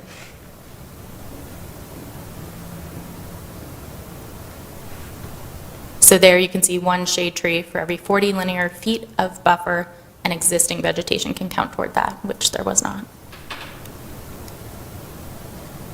Okay, so the thing that's kind of making this circumstance strange is that that buffer is so close to the street that your buffer landscape is right next to the street. Sorry. No, you're good. I heard the question. So you're saying in terms of the street tree requirement, the concern is that this is close to the street trees. Which I will say, we do have other requirements like frontage buffers and other things where it's not uncommon to have a level of buffer trees and then a sidewalk and then street trees. I would say Yeah, I that's mean, pretty that- standard. Yeah, any parking lot is going to have Yeah. trees along its perimeter, the property line, the sidewalk, and street trees, so that, it's not an uncommon situation. You might go back to the site plan and zoom in on, Okay. there we go. Yeah. Maybe zoom in a little bit.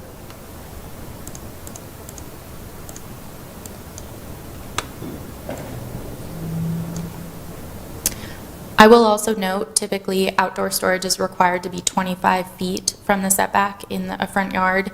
That was a compromise staff was willing to make in this situation due to some of the location of existing gravel. We were willing to let them have only a 5-foot setback to meet the medium buffer requirement.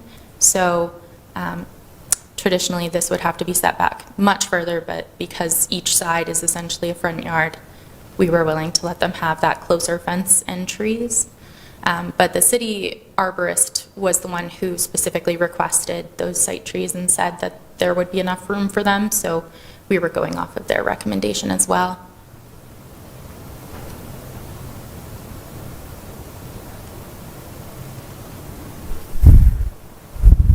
Any other questions?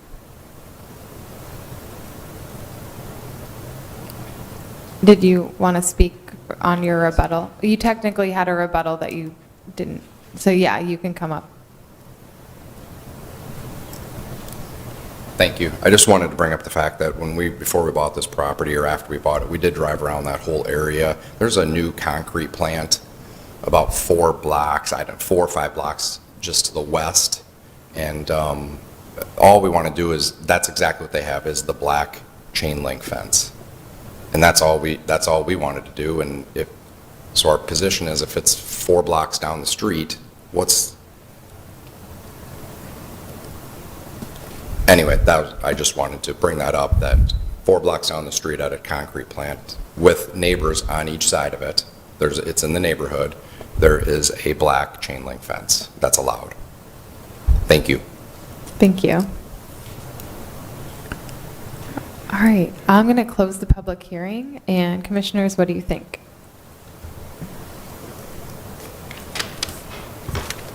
Do we have any knowledge that the statement with regards to the chain link fence a few blocks away is valid, or do we have any knowledge of that?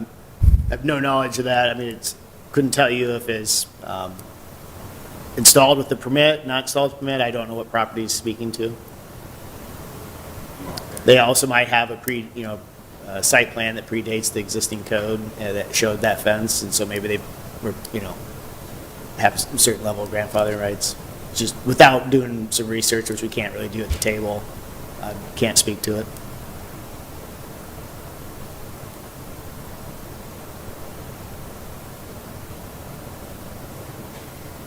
Does this proposal by staff, does it codify the pads? If we said one of our conditions at least was, instead of a road all the way through, we at least just have a pad like the applicant said was reasonable. Is that already captured in here, or would that be something we need to modify the recommendation to hit? We would go ahead and execute that as a type 1 design alternative, but it also wouldn't hurt just for security for the applicant to make that part of your motion to grant that part of the request subject to providing, if you have a set depth or if you want to leave that to us, enough space for a truck trailer off the East Drive. Well, so A says right here that we're not requiring the drive aisle already. Is that right? Is that the staff recommendation A? We Waive are recommending requirement? denial of the request. The request, as it's on the agenda, is the complete waiver as you see in the drawing. So you could, I missed a word. I'm sorry. okay, Gotcha. Thank you. yep, no worries.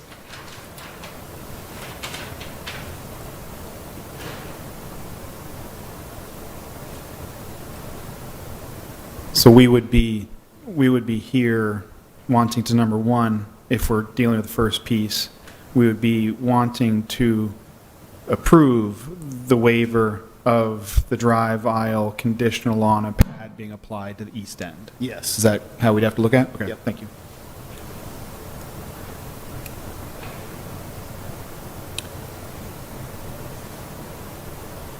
And I'm also, sorry, I'll finish off the thoughts here, apologies. I guess I would be thinking that a motion would make sense to actually do that, so we are allowing the waiver pending a pad. I personally do not have, I do not see any reason not to put chain link fence up there. If we do have chain link fence 4 blocks away, it sounds like we should be calling zoning enforcement on that and sort that out that way, but I don't know if 2 wrongs is right here. Agreeing with the member of the neighborhood. And I don't have enough knowledge on C to have an opinion, so I don't know if anyone else does. My opinion on B is to uphold staff on B, which is to require compliance with the ordinance with respect to B. I don't have enough knowledge on C. For me on C, I think it was really, it resonated with me when Sarah said that the city relieved the requirement that the storage lot be set back 25 feet, thereby allowing it to be that close to the sidewalk, which pushed those buffer trees closer. So it makes it seem less ridiculous that they have to have those trees in such close proximity. And so I agree with your thoughts on A and B, and then I would also agree with the city's recommendation of denial on C.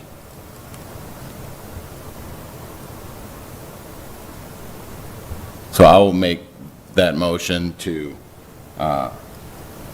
grant the request of the applicant on A with a parking pad on the east side, to deny B, and to deny C.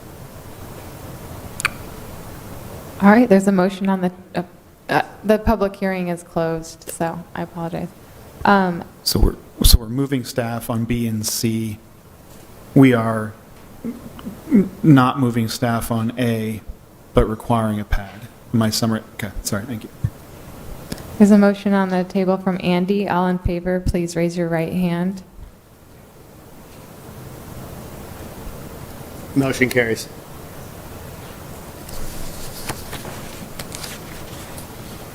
All right.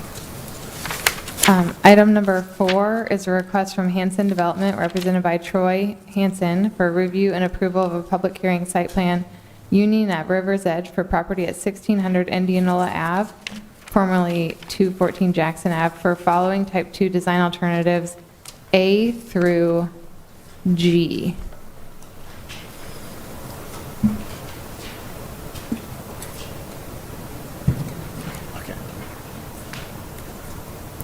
All right. Hello again. Still Sarah Hutchinson presenting item number 4. This one, I'm going to zoom in a tiny bit. This is for the Union at River's Edge site plan located at 1600 Indianola Avenue, formerly known as 214 Jackson Avenue. There are a few design alternatives for this, so I will try to explain those as I go a little more in depth. But just for a brief overview, the first item is to allow surface parking, which is not allowed in downtown zoning districts.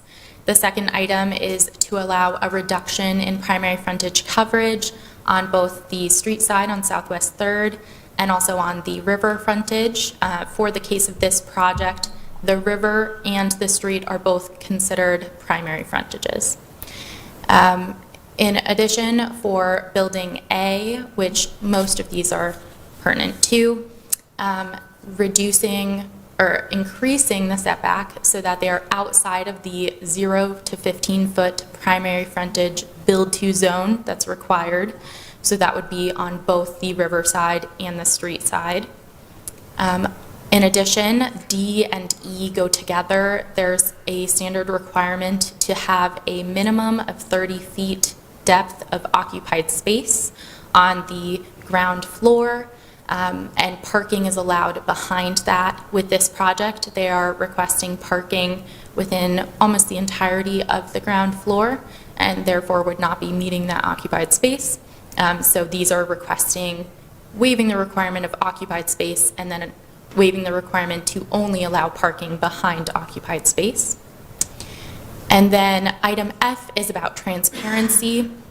For these, we're looking at 3 facades on the ground level. That's going to be the street, the driveway, which is considered public way, and then the river again. Typically, that requirement for this building type in this zoning is 18% transparency. And then the last item is going to be allowing a reduction in the number of provided principal entrances for the primary street frontage facade and then the river facade. This is the site. As you can see, on the west side, we have the river. On the east, we have Southwest 3rd, which also is Indianola, along that west side, and then the other side also includes Southwest 2nd. For the purpose of this, I'll just be saying Southwest 3rd when I'm referring to the street. Here's the site as it exists right now. There's not a lot here. You can see there's a drive entrance, but it is a vacant lot at this moment. And then a little bit hard to see here, but this is the site plan. So the bigger building is right here. This is building A, and the smaller building is building B. So that's how they'll be referred to.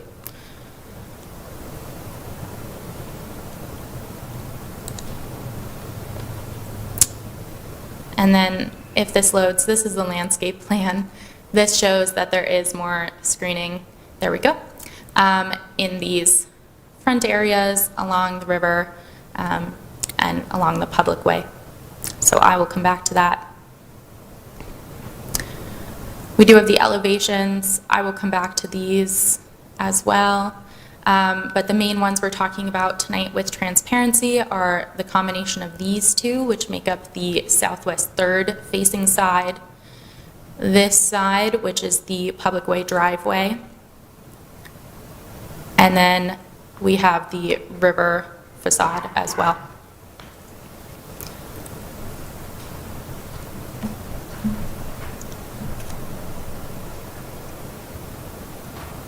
All right, so going through these a little bit more, as I said, surface parking is not allowed in a downtown zoning district. So this building is downtown general in DXR.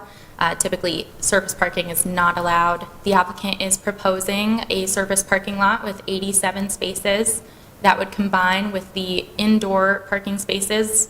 There are 112 inside building A, and that puts them at roughly a 0.92 ratio for number of parking spaces to units.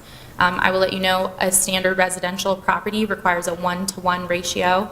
So they are close to that in attempts to meet the needs of both this site itself, but also because there are nearby multifamily residential developments. They're also very close to downtown, Principal Park, other things that might require that parking. And so this is in attempts to make sure that the residents have adequate parking at this site and are not looking elsewhere. So right now as well, that surface parking is behind building A and on the inside of the driveway. So it is attempted to be screened more from the street. It's not visible really from the river, and that just allows the building to be closer to the street, really accessing that space as well. So staff does recommend approval of this item. The second item is the primary frontage coverage. So this is typically required to be 80% of the primary frontage. It must be covered by building. That's all it's saying. One of the challenges with this site is that to be counted as primary frontage coverage, the building has to be within that Build 2 zone of 0 to 15 feet, and Building A is not within the Build 2 zone. That is why it hits only 34% along the street, because Building B is within that Build 2 zone, and then 0% along the river, because it's not within the Build 2 zone at all along the river frontage. The reasons for that are that there are a lot of existing constraints on the site. There are a lot of existing easements, including the levee easement that is along most of that river frontage, so they can't be within those easements. There's also existing underground utility lines that they're not allowed to be next to. The shape of the site itself, in terms of where they can site the building, the existing drive access, they were asked to maintain that, so they need to respect that as well.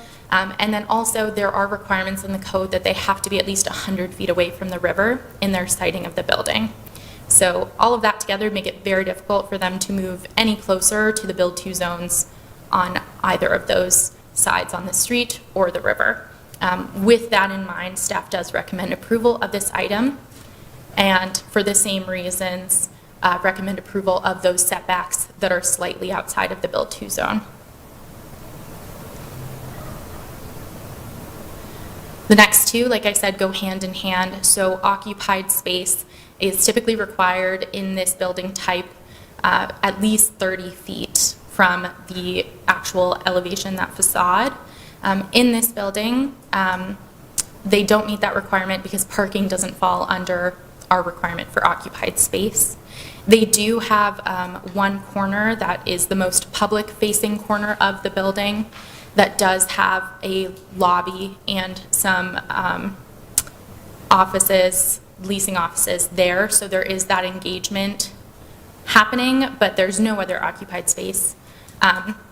And like we said, one of the reasons that there is that interior parking is to try to meet the needs of the site, and because surface parking is discouraged. So they are requesting to be able to have parking up to the very front of their facade on that street-facing side and the river frontage. So with that in mind, staff does recommend approval of waiving the requirement to have that occupied space.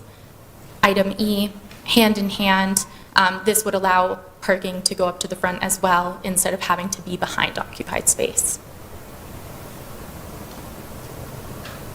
Transparency is typically required at 18% for every facade story that is public-facing, public way, so the driveway or the street facades. Additionally, that primary facade on the river is going to count in that requirement as well. Right now, as it's proposed, there's only 3.11% transparency facing the street, 9% facing that driveway, and 0% facing the river frontage for that ground floor. And the reason for that, again, is because it is parking along that whole area. So in order to try to meet that intent of the requirement, they provided an architectural screening that is open, it's not opaque, at various intervals, so I'll pull up the elevations after this. But essentially to allow there to be openings and visual interest in those facades, even though they aren't providing glazing, which would meet the transparency requirement. So they do have over 20% open, it just doesn't fall under our definition of transparency. In addition, that corner that I said has the lobby and the leasing offices, they do have condensed glazing there in that portion, and so that section is really where they tried to focus that engagement to make sure that there is that transparency for the most public-facing portion. In addition, they were asked at the Urban Design Review Board to add additional plantings along the river frontage to break up that facade to meet more of this requirement, because they were asked about this, and they did provide that with their resubmittal. So there are plantings there. And then in that kind of northernmost corner where they can't put actual building, they have added common amenities there for residents and a lot of plantings as well to try to engage with the street in a way that they might not be able to with some of these waivers that they're requesting. The last item is the principal entrances. So per the code, for every 100 feet, they would need a principal entrance. Right now, they only have one on that street-facing side and one on the river frontage. But keep in mind, with the levee that is on that river frontage, there's really no additional access that's able to be given to the public from that side. And as well, there are the common amenities that have been placed in that northern side to try to engage a little bit more. They've kind of shifted a lot of that over to that corner that I said has the offices and more of that engagement there. And in addition, by adding more entrances along that ground floor, they would be taking away that parking that they are trying to provide. So with that in mind, staff does recommend approval of these items. I will show you the map, and then I'm going to go back to some of those pages if you have any in particular. I was going to show the elevations, but I'm happy to answer any questions.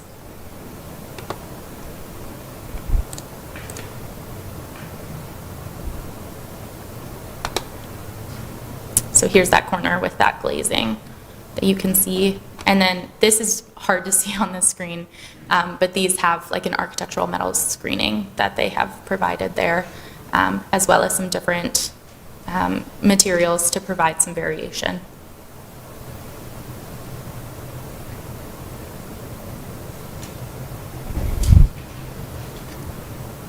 Do you know approximately where top of levee hits on these elevations? I do not, but the applicant might.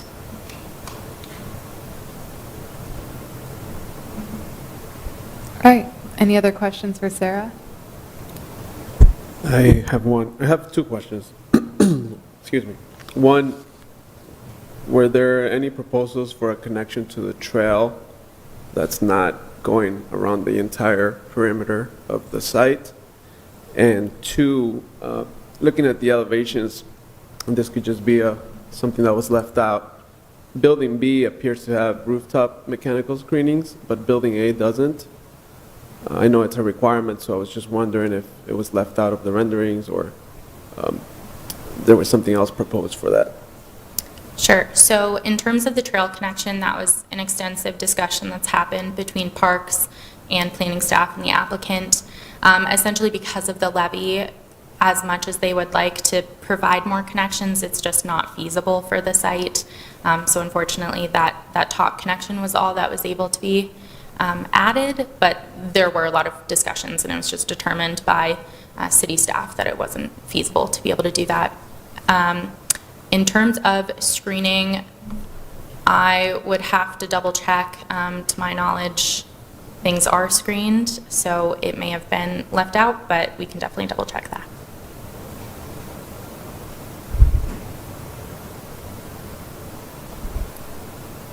All right, thanks, Sarah. Is the applicant present?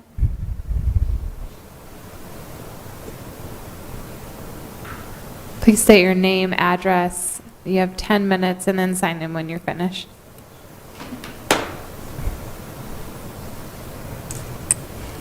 Good evening. Margaret Blum with the Annex Group. We are actually the contract purchaser of the property. Annex is located at 409 Massachusetts Avenue in Indianapolis, Indiana. Excuse me. Also with us this evening, we have our project architect, ASK Studio, Brett Shipper and Cole Davis, and also our civil engineer, Aaron Olendike with Civil Design Advantage, CDA. I have a couple of comments I'd like to share, and then I'll turn things over to our architect, Cole, who will go over the design background and the rationale for the design alternatives we're requesting.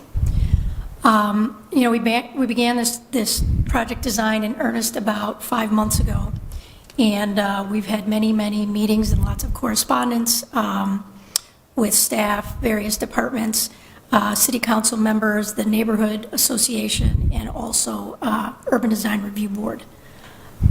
There are a couple of items that have come up more than once in these scenarios, so I thought I might just address those up front. with the hope of maybe minimizing questions later. Number one, environmental. We had a Phase 1 ESA investigation on the site. Some of the samples had identified some level of soil contamination, and so that then the recommendation there was to complete a Phase 2 evaluation. Again, additional sampling found some level of contamination. As a property owner, we'll want to obtain a no further action letter from the DNR, so we're proceeding down that path right now. The process involves more extensive sampling, and then the results of that will sort of identify then a plan for removal and protection to be established. Question has come up, what is the contamination? So there are PAHs, which are polycyclic aromatic hydrocarbons, PHAs in both the soil and groundwater there that exceed the state's station-wide standards.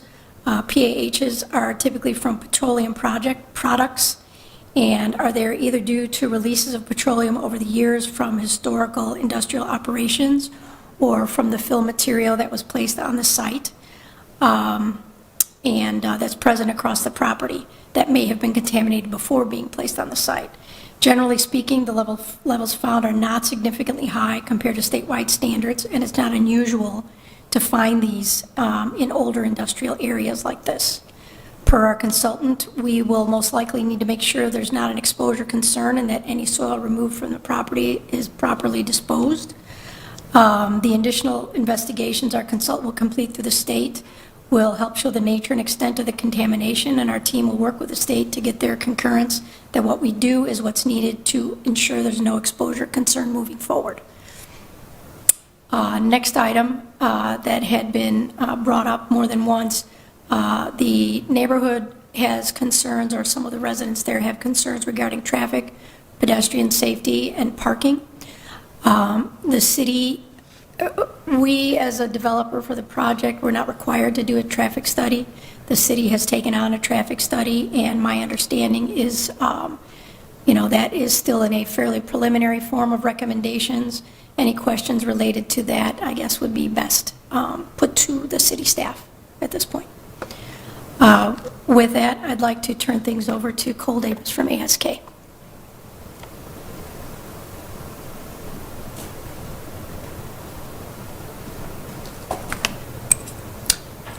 Thank you, Margaret, and thanks, Sarah, for the introduction.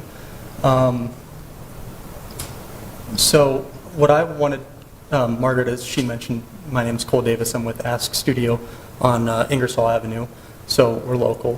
One of the things, do you know, is the presentation, there was a presentation, was that able to be accessed? Yeah, I don't know that we had, did you send it to us, or are you talking about the urban design one? Okay. If not, that's fine. We received it. We received it. Okay, so I'm going to talk, and I'm going to expect you guys to be on the same page is where my mind is. Can you do that for me? Okay. What's up? Okay. Yeah, so just... If you go earlier in the presentation, you should be able to find the site plan and elevation. Are you going to load it? Is that okay? You could also take a time out if you want to. Well, I'll start, and if they take too long, then we'll just see how we manage. So I just wanted to preface with, I appreciate Sarah's presentation, and knowing that this has been a very challenging site, and a lot of the alternatives that we've looked at and that we've requested have really stemmed from two areas. One has been the very, very unusual shape of the site and the constraints of the site, and two has been for the desire to accommodate parking for residents. So to understand the context of this site, as Sarah had mentioned, we are south of the confluence of the river, just across from the baseball park. So we are in a DXR zone district that's zoned for residential use, but we are separated by the river from the primary downtown region. So, are you working on that? Yeah. Awesome.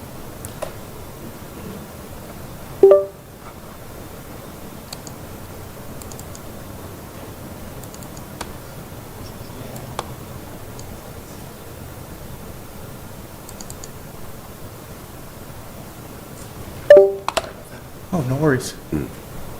So yeah, this is the site. And one of the things I want to focus on is the immediate context. And the immediate context is that we have Madison Flats to the south. We have Jackson Crossing, which is a 4-story multifamily residential building with surface parking to the east. I think that went in before the zoning change. So, but it does exist. And then directly to the south of our property is Reese Associates, which is a manufacturing. And then to the north and the east is Baker Electric. So we have multifamily developments and manufacturing uses around us, and which is why we feel, even given that this is a DXR zone site, that contextually we feel like we're responding well with the challenges of the site. Now, the challenges of the site are that we have the levee easement that Sarah had noted to the west. The blue region here is the vacated right-of-way that was Jackson Avenue. And then we have the 2nd Street public right-of-way, which currently has utility easements under it, and as designated by the city, was to be maintained for through access between 3rd Street and the properties to the south. So our response really was to maximize our footprint and build as far out to the frontages as was reasonably possible on the larger areas of the site, and then to infill that with parking and to, as best as possible, conceal the parking behind the building portions, given that we have the small building B, which actually does use and is developed to the frontages along 3rd Avenue, and then building A, which goes as far north to the vacated Jackson Avenue as possible, and even though we are separated by that 26 odd feet from our setback at this corner. So given that we were trying to maximize the site and incorporate parking in a clever way that didn't make itself obvious to the surrounding properties, we also looked to how we could activate the northern portions of the site. And knowing that vacated Jackson Avenue existed there, we decided to utilize that as our sort of knuckle in which we create a lobby space on the ground floor to engage the street, and then our amenity spaces are actually stacked above. And you can see that in the 3D visual here of maintaining that axial view of the historic Jackson Avenue. And then our amenities spaces are stacked on the 2nd floor above, so that this keeps our most public functions of the residential building to the northernmost portions of the site, allowing residents to easily access that outdoor area and activating that open space to the north. And kind of concurrently with this, the line of thought is how can we appropriate our occupied spaces in a way that it would be as much as possible in line with the intent of the zoning code. Keeping occupied space at the lowest level of building B towards Indianola, and at the ground floor and 2nd story on this northeast corner. And then just in terms of how we go from the general site plan configuration to the building, the things that we are considering, we are a little bit taller than the buildings around us. I think Jackson Avenue is a 4-story multifamily development. This is a 6-story building overall, including that ground floor parking structure. So we have tried to do as best as possible to break down the massing. The 3-story building relating to Madison Flats, in that it expresses itself as kind of a row home style housing development. and then the larger building being broken up into two separate wings, with the west wing being a lighter mass above a darker podium, and the east wing being a darker mass above a lighter podium. And what we're doing is we're trying to tie together, Sarah mentioned this architectural screening, so what we're doing is we're trying to tie together those lowest two levels with the glazing and the metal screening to give the appearance of transparency and depth and interest that is desired, knowing that we have secured parking on that lowest level. And then at the northeast corner is where we appropriate our most amount of glazing and our higher quality materials to really activate that entry point and make it presentable to the surrounding properties. You just have 1 minute left. Okay.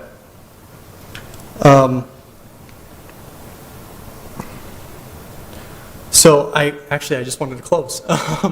So just to close, I want to say, so this is an affordable project, and when we're looking at this, we have gone above and beyond the affordable housing, what would be typical in an affordable housing project with stuff like secured parking, balconies, and just the overall exterior development on this site than what you would typically see. And we feel that it's a really good mediation between creating housing in a market that is needed, as well as being a good neighbor and trying to create a healthy balance between that and the adjacent properties. And then to answer one question about screening that came up, the three-story building, we put screening around the mechanical equipment knowing that it would be visible from surrounding properties. The building A, knowing that it is 6 stories, and I think Jackson Crossing is the tallest building that is within the immediate vicinity, would be a little bit lower than building A. We know that it wouldn't be visible from the surrounding properties, and we thought that it was a reasonable conclusion to leave it out on the 6-story structure. Yeah, on the rooftop mechanical screening, our code requires it to be screened on all sides, whether that's with parapet wall or screening as you, material as you've done in the shorter building. So we could, if you're asking for that to be waived as a design alternative, it is a type 2 design alternative that the staff cannot waive. You are before the commission, which has the authority to do that. We weren't aware in advance that you were requesting that. Okay. I would say that we would, as staff, we'd recommend denial like we have with other new development. But anyway, just wanted to clarify that. Noted. Can we ask a couple questions? Yeah, there are questions. So on the levee question, on the river side, how does the top of levee relate in height to your floor levels? So after studying the city's drawings, we believe that the levee wall that is going to exist at that completion would be approximately 4 foot above what would be the finished floor elevation of the surface parking. So compared to, so 4 feet above your Above parking the lowest level? floor. Yes, that would be the top of the wall. So I can check let me your go section, to- but how far up is level, first occupied level? I think it's 13 feet. So you're about 9 more feet? So, yeah, this would be about 4 foot above this level here. And there wasn't, yeah, okay. On this elevation's perfect to ask this question. So you're asking for some relief on transparency, and you're part of the study. You can see it on the right side of the image. You're using a mixture of screening and openness to the garage, plus the openings above, to kind of get some of that rhythm into that facade. The left side of this image on the ground floor is also very prominent on the ground level. Why didn't you guys incorporate some of those techniques? Here? Yeah, I mean, that's like one of your most present facades to the public way. You're not using the transparency techniques there.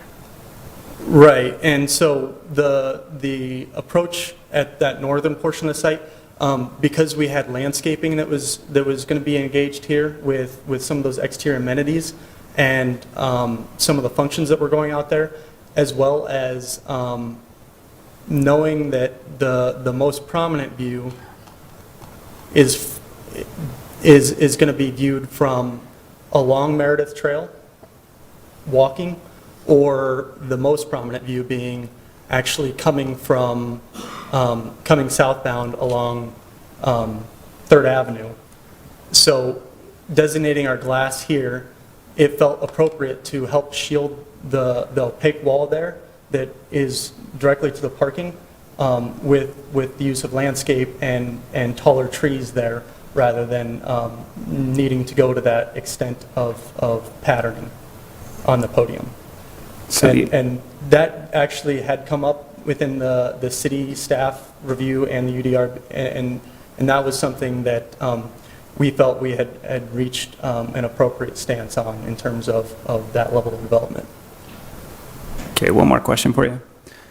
So one of the items that you're asking for relief on today is about the occupiable space and essentially bringing parking to the perimeter of the building. That's really the intent of that code, is driving at an active public realm that has engagement at really all frontages, but I understand it's a very hard triangular site. Is there a reason why you guys couldn't put some kind of liner in front of liner space, occupiable space, particularly on that garage side plan right, essentially east? Here? Yeah. Did you guys, is there anything prohibiting you guys from? We are, I'm going to be meeting that honest, code? within the specific easements that we have, it's already very constrained in terms of fit and getting the appropriate utilities and sidewalks and buffer zones. That in order to keep a 24-foot drive aisle within the interior of the structured parking and then a double-loaded parking aisle on each side, that would significantly change the structure of that lowest level. And I'm not sure how it would work. What we were trying to do with that was designate that line in terms of where we went to parking, being seen as set back from Building B when you're looking at the exterior property line. So Building B being the occupied space along that frontage. I see your strategy. I think, a lot of your imagery really points out that some of these things are very present that you're not saying is very present to the public realm. And so I'm just kind of questioning why some more further development of that wasn't achieved. But okay, thanks. Quick questions. What's the average unit cost that these are going to be going for? What percentages, when you say affordable, and how are you defining affordable? Okay, I'll let Margaret answer that. She's better equipped. So this project actually has received 4% LIHTC credits. It's a 60% AMI project. I think the incomes in 2022 for one person household was like 41,370, and then 53,190 for a family of 3. So that's the income range, but it's a 60% AMI project. Does that answer the question? Yeah, so what are you actually renting, or what's the average rent across the whole place then, or what do you? We don't have final rents figured out, but those are actually determined by HUD. There's a maximum LIHTC rent. What I can tell you is that the rents will be a significant discount to market rate rents. Okay, so probably one third of those AMIs, what usually is that right, or no? It's 60% of the area median income, which doesn't allow anyone to pay more than 30% of their income to housing.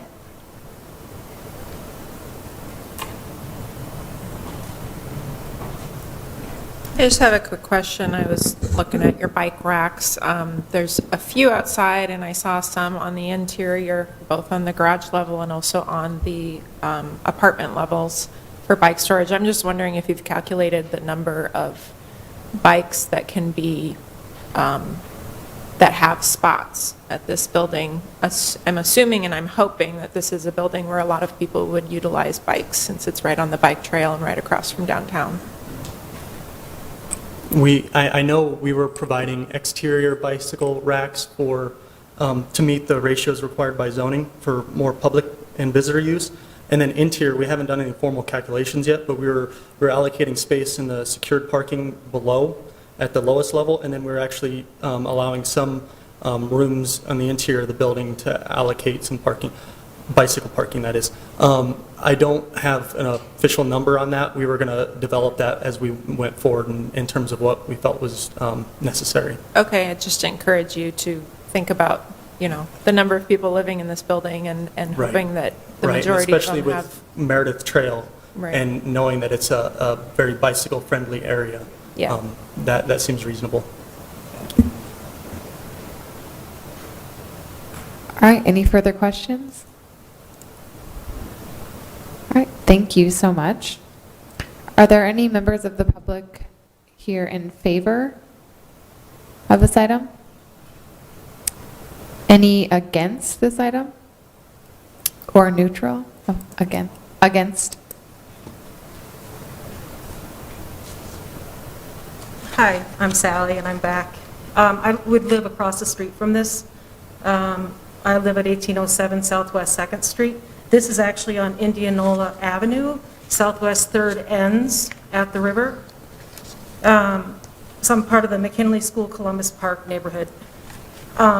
Unfortunately, I missed the previous presentation with this future forward plan, but in just flipping through the notes, they have, this park and recs thing, preserve, restore, and enhance access to Des Moines and Raccoon Rivers, improve access to the trail system, embrace the distinct character of the neighborhoods. I wrote something today and I'm going to read it. I'd love to answer any questions after because I do live there. I like analogies, so I am comparing this site to green beans. So I just am. I'll just go with it. So let's say you visit a friend who keeps serving you green beans. You hate green beans, but your friend keeps shoving them at you. You have three choices. You can eat them and vomit later, or you can bring another veggie to the table, or you can tell your friend to respect you and stop shoving green beans in your face.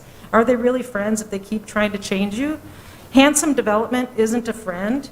They removed a building living in 2021, leaving hazardous levels of what we just found out today. They don't take care of the vacant lot. They've created a haven for the canners, campers, vagrants, dumping the areas filled with trash that I and other residents pick up. I live on Southwest 2nd. It does not connect to Indianola Avenue. It's not Southwest 3rd, it's Indianola Avenue. It's a Southwest 2nd is a dead end. It was an easement, and it was closed at request and a whole bunch of filings with the city to have Southwest 2nd, because Hanson owned property this side, which is A and B. They owned property on each side of Southwest 2nd. So they said, sure, give us 10 years, but then we'll block it. So they blocked it. It has been a dead end. It is not a thoroughfare. It's been closed for years. During the levee construction, the barricades were temporarily removed. Hopefully they'll be reinstalled to close the easement, because there's no signage or anything. And then, like I said, the previous building on 214 Jackson was demolished in 2021, January and February. I contacted FEMA and DNR in September of this year regarding the brownfield that I learned about at a September 20th Urban Design and Review Board meeting, and that's this hazardous waste. Nothing. The DNR had never been notified, did not know anything about this, and now I'm glad things are happening. But why I contacted is because of June, they started putting in the levee. So all this dust is kicked up, and this hazardous stuff is all over the place, and I was like, gosh, what's a brownfield? Should we care? Anyway, so they put some grass seed down, but people are still driving all over that area. There are 3 inlets to the neighborhood. We have Indianola Avenue, or from Indianola, we have Dunham and Edison. and Indianola Road, which is Kung Fu Taco, that's Southwest First. Like I said, this is part of the Invest DSM renovation area. The houses were built in the 1800s to 1900s. Mine was built in 1892. We have a daycare, a school, a church. Ironworks and Reese were grandfathered in to be light industrial, and they're right on the river. And this area is pretty archaic. We have a lot of flooding and ponding in the alley and yards. The hill on Dunham is usually iced in winter. It was iced today. The roads are less than 25 feet wide. There aren't any curbs or sidewalks. We have limited sewer systems. Houses are on septic tanks. We don't have any shoulders or grassy areas to walk on the side of the roads. There are ditches or culverts or the water reservoirs that they make to contain some of the water. So we have to, the residents are, you know, we have flooding in our basements all the time. We actually, when we see snow dumping coming off the side of the road, they cover the drains. We have to call and they have to have the city out to open up the drains. We have a sinkhole that's been on Southwest 2nd that the city covered up almost 2 years ago. They put a fence around it, haven't touched it. If there's a general traffic study or a study done now, it's not going to be accurate. Jackson Bridge is closed. The outside traffic has been very light, and until the ball field reopens and until summer comes. You have 1 minute. Okay. So I'm just saying these projects are too big for the area, and it's not fair that I can't see. Can I have another minute now? Wait. Yeah, just, Okay. well, yeah. Sorry, it's too big for the area. It's impossible to get to cross Indianola Avenue, and that's what all the kids will have to do. I assume kids are going to be there. They're not going to be within busing distance from McKinley Elementary School. They're going to have to walk. There's no way to walk there. So I just think this is really not the way we want to go. What if we took a different approach and took this land and put it toward this Invest DSM future forward and really make a great piece for the city? This is what you see. So, do you have any questions for me? Living there, and I work there, and I'm there all the time. I'm not going to speak for the neighborhood, but I know the neighborhood association is against it, and that's all. So. Any questions? I just think it's a great opportunity to turn it into something wonderful, and whoever lives there, I want them to be happy. That's the biggest thing. I want them to be happy, and they're not going to be happy now being shoved into this itty-bitty spot. There's no way to get anywhere. Yeah. And, I was going to say parking, too. We get overloaded with parking every time there's a ball game, and every time the church has an event, we have no street parking left. It's already used up. Thank you. That does bring up a question for the staff. Was there any neighborhood comment? No. Okay. There is 5 minutes for rebuttal from the applicant if you have anything further. Okay. All right. Any further questions from commission before I close the public hearing? Okay. I'm going to close the public hearing. And commissioners?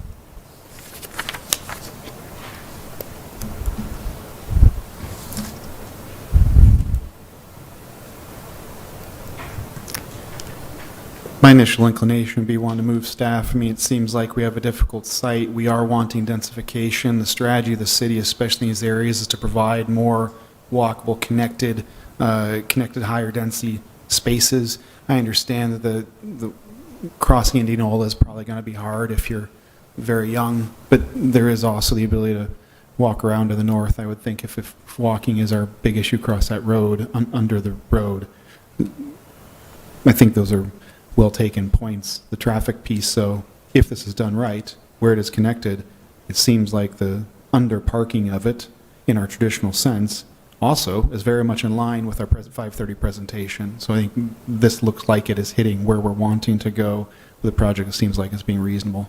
But again, I'll save architectural thoughts otherwise, but the bigger piece of this seems like this is something we want to approve, and I would want to move staff. I agree with Chris. I think this is an advantageous project, especially with, bringing affordable housing to the core city of Des Moines. So I would move staff too. All right. Thank you. There's a motion on the floor from Chris to move staff. All in favor, please raise your right hand. Is that everyone? Sorry. Do you have your hand up? Okay. All opposed, raise your right hand.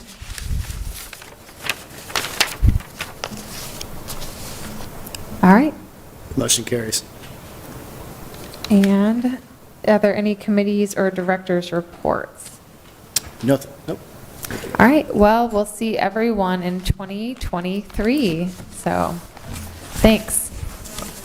What's the date of our next meeting, reminder? Is that January? There's no first meeting in January, so our next meeting will be January 19th, and everybody should expect a long agenda. Thank Except you. for Dory, who will be home.